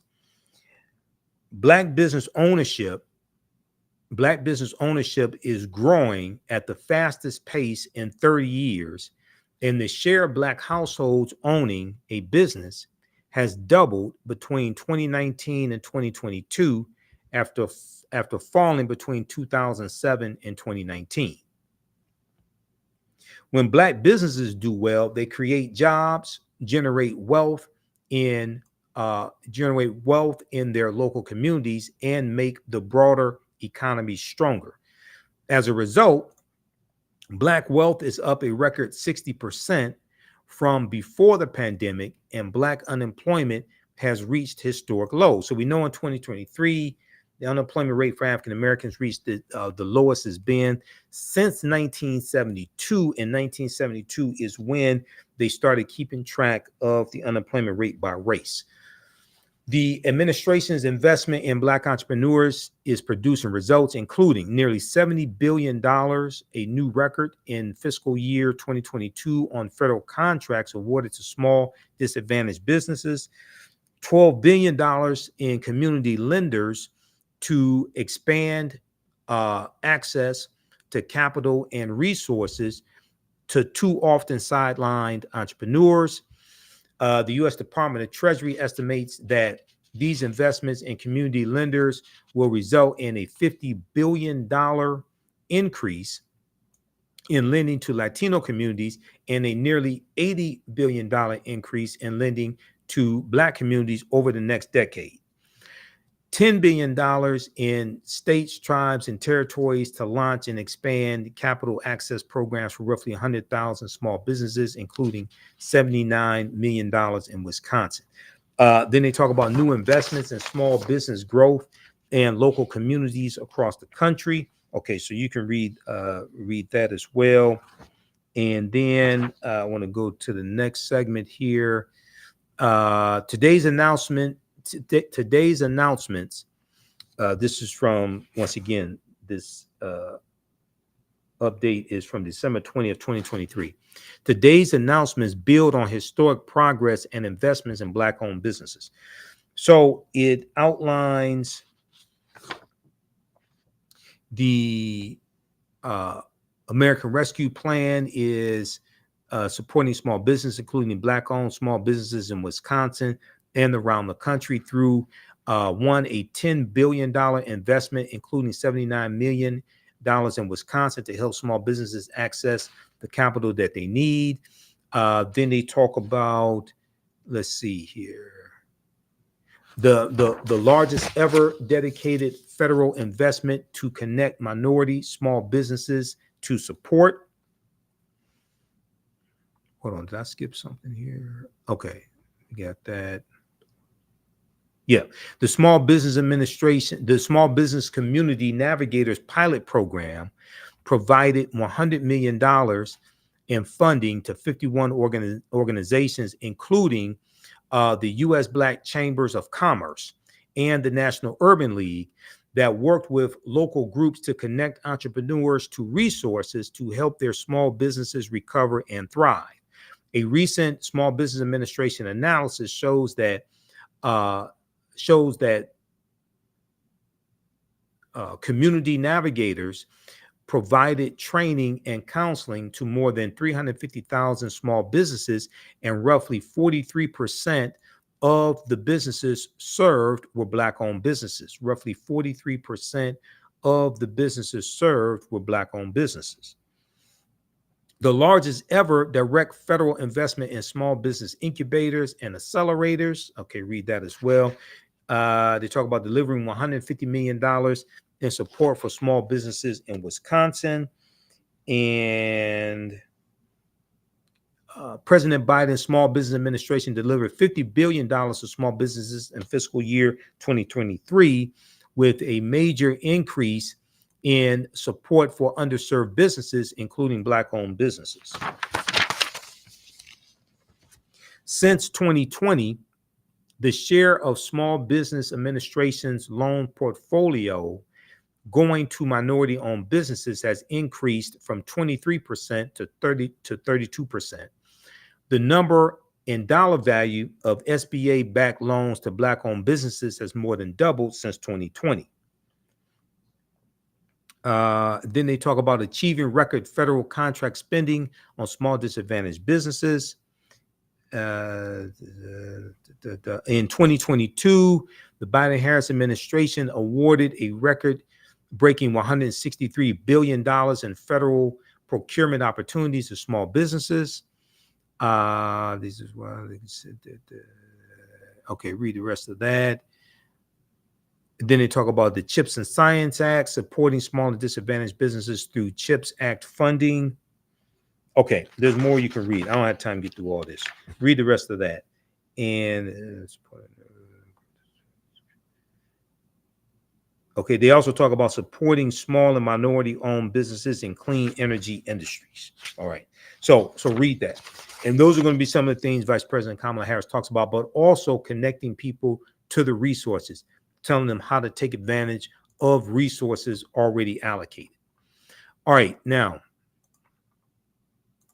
let me post this link here also.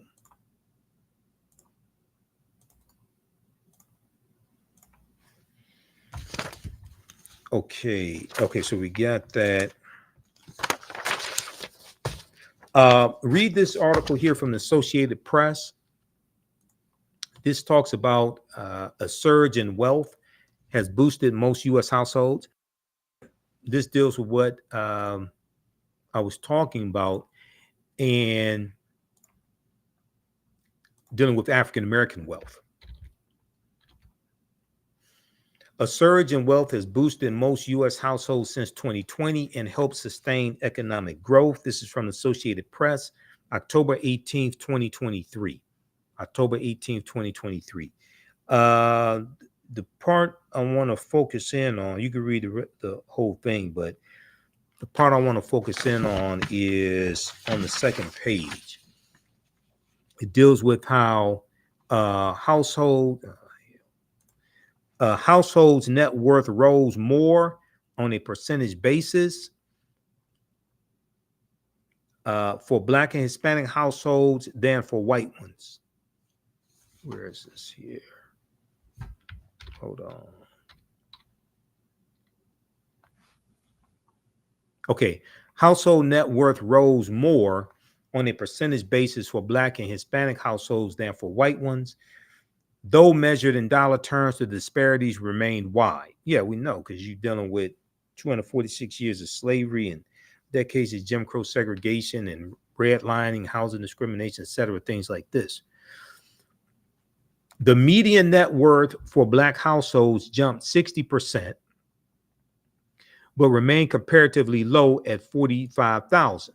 Okay, but we see a 60% increase in median net worth of Black households. For Hispanic households, the figure surged to 47% to nearly $62,000. Among white households, median household net worth rose 31% to $285,000. So you want median net worth for African-American households to increase so we can close that racial wealth gap. Is not about taking something away from white people. It's about increasing opportunities for African-Americans.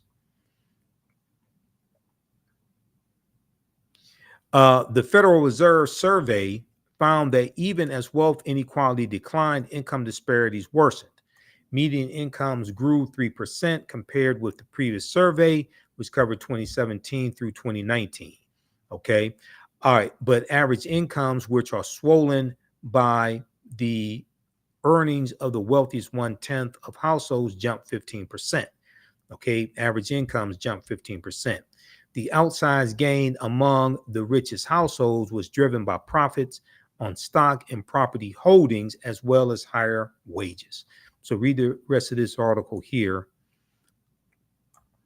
from the Associated Press. A surge in wealth has boosted most U.S. households since 2020 and helped sustain economic growth. Now, most of these policies Republicans are against. That created all this. Most of these policies Republicans are against.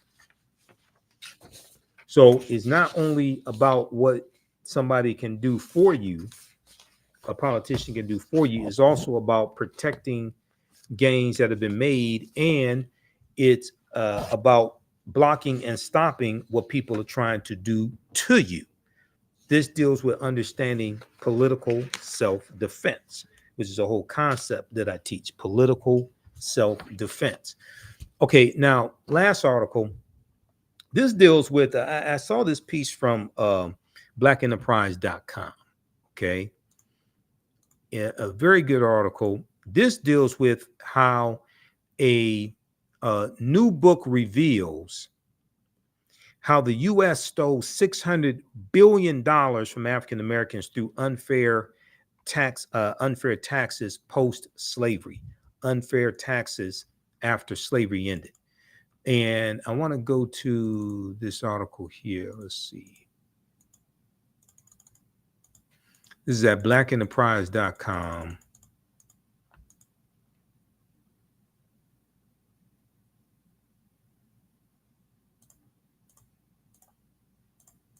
Just a second. Let me pull this up here. Okay, this one right here.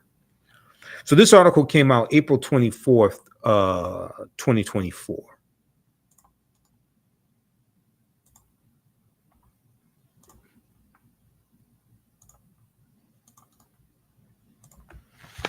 All right, let's look at this one here.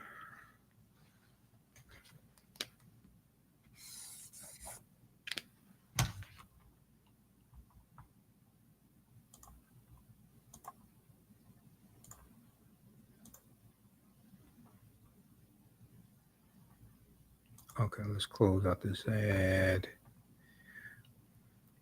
Okay, a new book reveals how the U.S. stole $600 billion from African Americans through unfair taxes post-slavery, after slavery ended.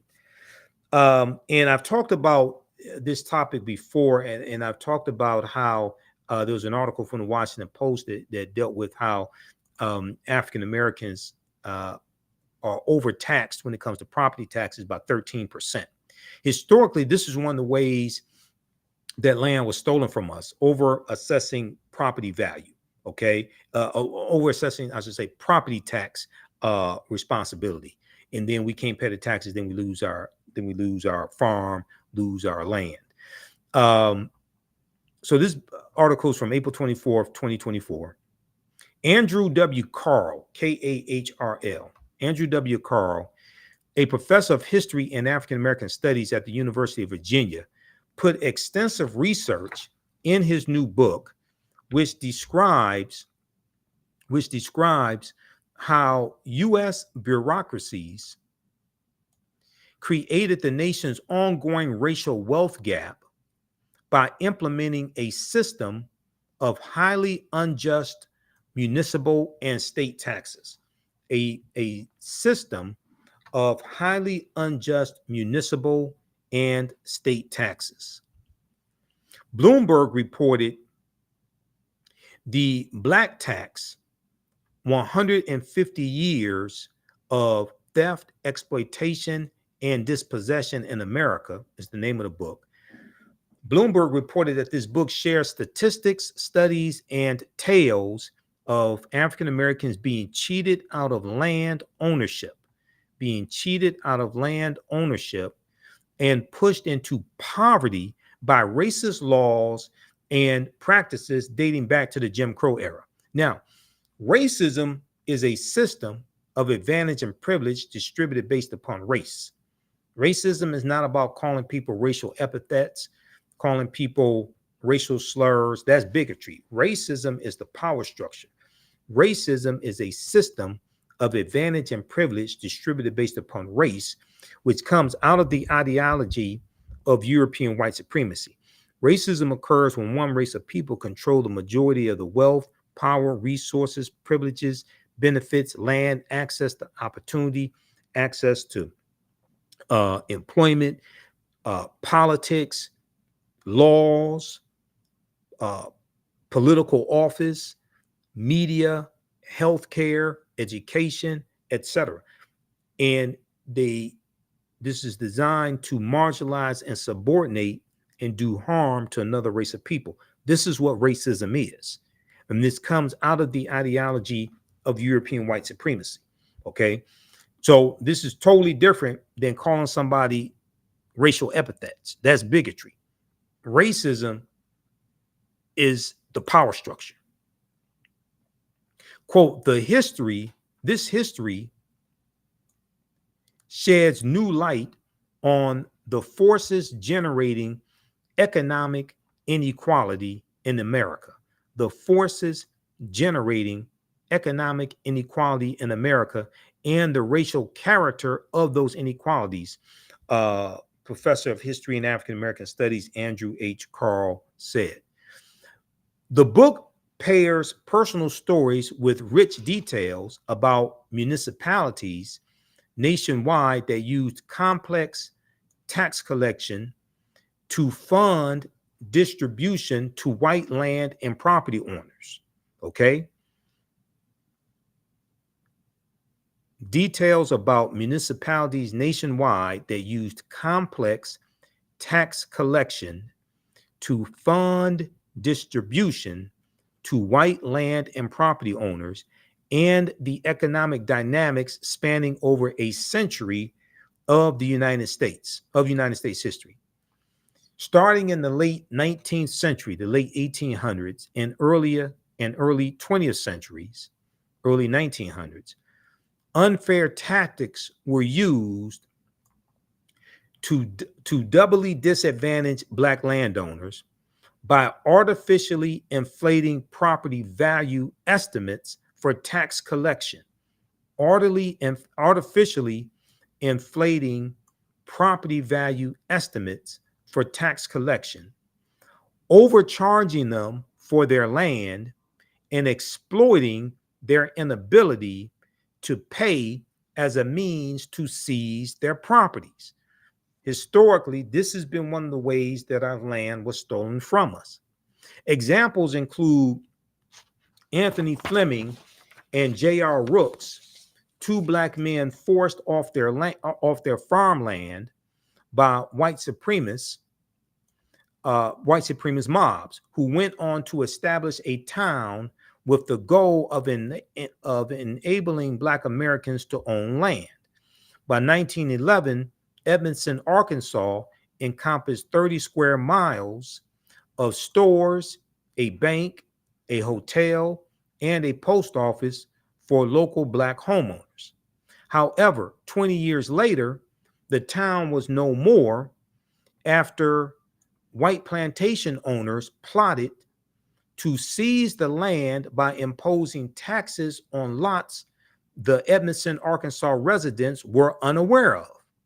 Once the residents failed to pay the taxes they had no clue about, the plantation owners seized the land. It was deeded over to one of the plantation owners who had concocted the scheme and demolished all of the buildings. In 1920, Hillary Thomas Stewart, Hillery, Hillary Thomas Stewart Sr., lost 24 acres of land in a tax sale, quote, under dubious circumstances. After the great-great-grandfather of George Floyd failed to pay $18.83 in taxes. George Floyd, who was killed May 25th, 2020 in Minneapolis, Minnesota. Okay. In 1920, Hillary Thomas Stewart Sr. lost 24 acres of land in a tax sale under dubious circumstances after the great-great-grandfather of George Floyd failed to pay $18.83 in taxes. Losing the land forced the Stewart family into poverty. When looking at the 11 million acres of land taken from African Americans, it equates to $326 billion in today's dollars. Not to forget the millions in taxes African Americans have overpaid for a century. The millions of dollars that African Americans have overpaid over a century. From 1870 to 2020, African Americans were overtaxed by more than $27.5 billion in 2023 dollars. Professor Andrew Carl doesn't just focus on the grim findings, but he does share possible solutions to making up for the century of financial oppression against the African American community. He suggests the establishment of a federal fiscal equity program that mirrors Canada's approach, where funds are allocated to local governments based on their needs. He also suggests introducing a universal home tax exemption for numerous Americans, especially lower income homeowners or those residing in historically neglected areas. Another option would be to impose taxes on the wealthiest individuals in the U.S. Professor Carl says this is the past that we live with today. This is the past that we live with today. But it does not have to be our future. The name of the book, once again, is called The Black Tax: 150 Years of Theft, Exploitation, and Dispossession in America. The book was released on Wednesday. That would be Wednesday, April 24th, 2024, and retails for $35 through the University of Chicago Press. So be sure to purchase this book. I'm going to get a copy as well. purchase this book, read this article from blackenterprise.com. New book reveals how the U.S. stole $600 billion from Black Americans through unfair taxes post-slavery. Now, we've talked about this tax scheme before here on the African History Network show.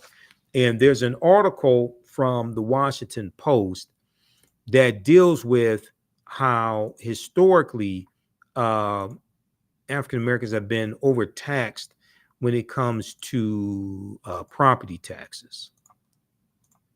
This piece right here from WashingtonPost.com: Black families pay significantly higher property taxes than white families, new analysis shows.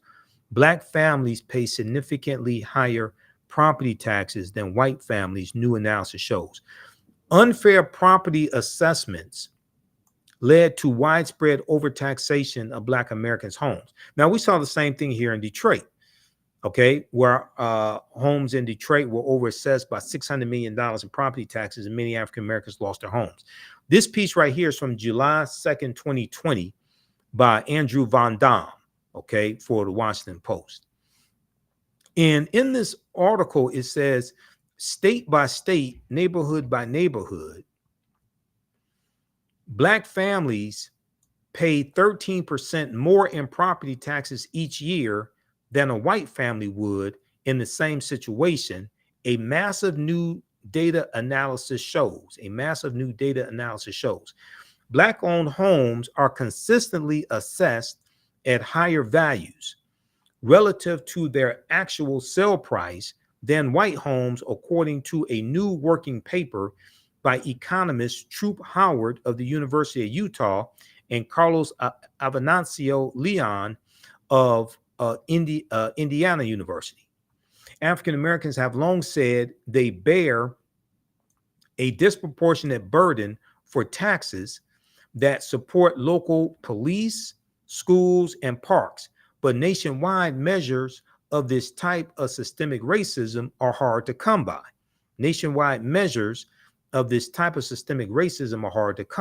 Okay, now these are all laws and policies that have to be changed. These various loopholes have to be closed. To expose the structural and historical factors behind these discriminatory property tax assessments, the economists analyzed more than a decade of tax assessments and sales data for 118 million homes throughout the country. Okay, to expose the structural and historical factors behind these discriminatory property tax assessments, the economists analyzed more than a decade of tax assessment and sales data for 118 million homes throughout the country. In almost every state, property tax assessments were higher in areas with more African American and Hispanic residents. In city after city, the authors show it is not just differences in the buildings or land, but also the racial composition of the neighborhood that matters. The gap between white families and minority households remains large. The gap is 10%. When you combine data for Hispanic and Black households, the authors excluded California because Proposition 13, passed in 1978, drastically changed how property is valued there. Okay. All right. So read the rest of this article here from the Washington Post. Black families pay significantly higher property taxes than white families, new analysis shows. And when we look at the California Reparations Task Force, when we look at their report and we look at the 12 harms that they laid out, and I talked about this in my presentation that I did for the Detroit Reparations Task Force, the presentation I delivered March 2nd, 2024. And you can watch that lecture. It's on our social media platforms. It's on my Facebook page, The African History Network, and my YouTube channel, Michael Imhotep. And we air it periodically. The Detroit Reparations Task Force laid out, the California Reparations Task Force in their 1,000-page report, they laid out 12 harms, okay? And they deal with the history that happened in California, the history that happened to African Americans in the United States, and they show how these 12 harms happened in the US, but also happened in the state of California. Then they lay out 115 policy recommendations to repair the damage. 12 harms detailed in the California Reparations Report that happened nationally and in California. Number one, enslavement. Now, we know in California, they've identified somewhere between 1,500 to 4,000 slaves, because California came into the Union as a free state in 1850. Okay, so the California does not have a deep history of slavery, but it does have a deep history of racism, housing discrimination, voter suppression, etc. So number one, enslavement. Number two, racial terror. Number three, political disenfranchisement. Number four, housing segregation. Number five, separate and unequal education. Number six, racism in environment and infrastructure. Number seven, pathologizing the Black family. Number eight, control over creative, cultural, and intellectual life. That deals with theft of royalties when it comes to music and different things like this, and how our artists were ripped off of their royalties. Control over creative, cultural, and intellectual life. Number nine, stolen labor and hindered opportunity. Number 10, an unjust legal system. Number 11, mental and physical harm and neglect. Number 12, the racial wealth gap. Okay. So read the California Reparations Task Force report.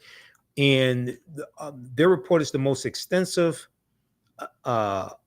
study on African Americans since the 1968 Kerner Commission report.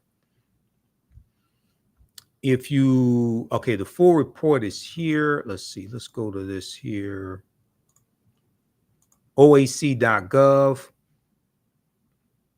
And it's loading. Full California Reparations report. The executive summary is 74 pages. If you read the executive summary, you're going to get a huge education on this history and what's happened to African Americans across the country. But this is the full 1,080-page report, and they lay out 115 policy recommendations to address the harms that have happened. They have a table of contents here also. But when we look at the executive summary, now, variations of this happened all across the country. Variations of these harms happened all across the country, okay?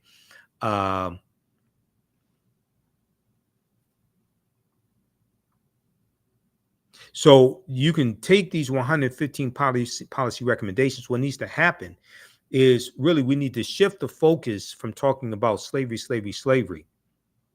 in 400 years, shift the focus talking about that to present day structural inequities, and deal with the laws and policies put in place that created those structural inequities, and then trace that back to legacy of slavery if it dates back to that, but definitely it'll probably go back to the Jim Crow era, etc., early 1900s. And take these 115 policy recommendations and create versions of this at the federal, state, and local levels to start repairing the damage that's happened to us, okay? So we're going to have to, that is something that is much more doable and you can actually get put in place than thinking that you're going to get $27 trillion or 14 trillion, or that's not going to happen. And I told you, based upon Title VI of the 1964 Civil Rights Act, non-discrimination, fairly assisted programs, race-based policies are illegal at the federal level also. And very few people know that or actually want to acknowledge that. Okay, so this is why now in California, you have a similar law. So this is why in California, any type of reparations that are going to be distributed is going to be based upon lineage, because race-based policies in the state of California are illegal also. And they want to make sure, the California Reparations Task Force, they want to make sure that any laws that get passed, anything that gets put in place, they want to make sure it doesn't get struck down in court, because they know there are going to be legal challenges. If we look at this slide here, California's unprecedented reparations report details 150 years of anti-Black harm. 150 years of anti-Black harm. The report finds that the damage to Black communities is extensive, and that a variety of intentionally crafted policy, judicial decisions, and racism by private actors has created a widespread exclusion of African Americans that has not been sufficiently addressed at any level of government.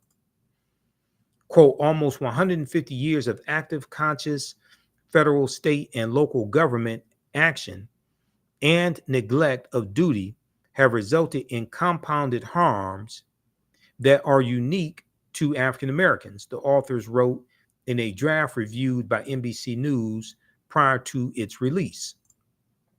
Okay, read this article from NBCnews.com, June 1st, 2022. This is when the preliminary, their 500-page preliminary report came out.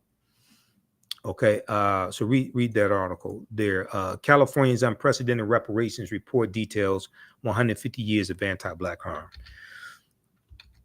Okay, so hopefully you learned a lot on today's show. If you like this type of information, you can support the African History Network, $ the AHN Show through Cash App, $ the AHN Show through Cash App, also through PayPal, paypal.me/the AHN Show. Visit our website, AfricanHistoryNetwork.com. We have the information there as well, and register for the online history classes that I teach. We have our class on Saturday, Ancient Kemet, the Moors, and the Ma'afa, understanding the transatlantic slave trade, what they didn't teach you in school. Okay, so this deals with thousands of years of history and what leads up to the transatlantic slave trade taking place. We teach the class on Saturdays, 2 p.m. Eastern Standard Time. Next classes are Saturday, May 4th, May 11th, May 18th, and May 25th. We do the sessions live. All the sessions are archived and recorded. You can go back and watch it anytime. Okay. The class is on sale. Is on sale right now, $60. Regularly, $60. Regularly, $130. The content is PG-13, so you can use this with your children also. We do the sessions live. All the sessions are archived and recorded, so you can go back and watch it anytime. And you scroll down the page, we have the class lesson plan here as well. So all the class lesson plan here for each class session is here. You can download the class lesson plan. Okay, so we go through and look at over 200 slides that I put together, 80 to 100 articles, the 15 books that we reference. You don't have to buy any of these books to follow along in class. I've been teaching this class since 2017. So I've been studying history 34 years. I put together this class as well as the second class that we teach, that we have starting up probably in June. Okay. All right.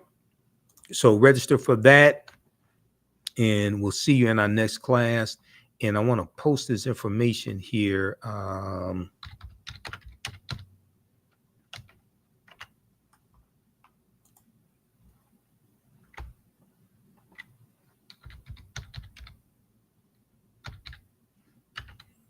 Okay. All right. So remember, at the African History Network, we focus on educating, empowering, and inspiring people of African descent throughout the diaspora and around the world, because right now it's corrects wrong behavior. It's not over.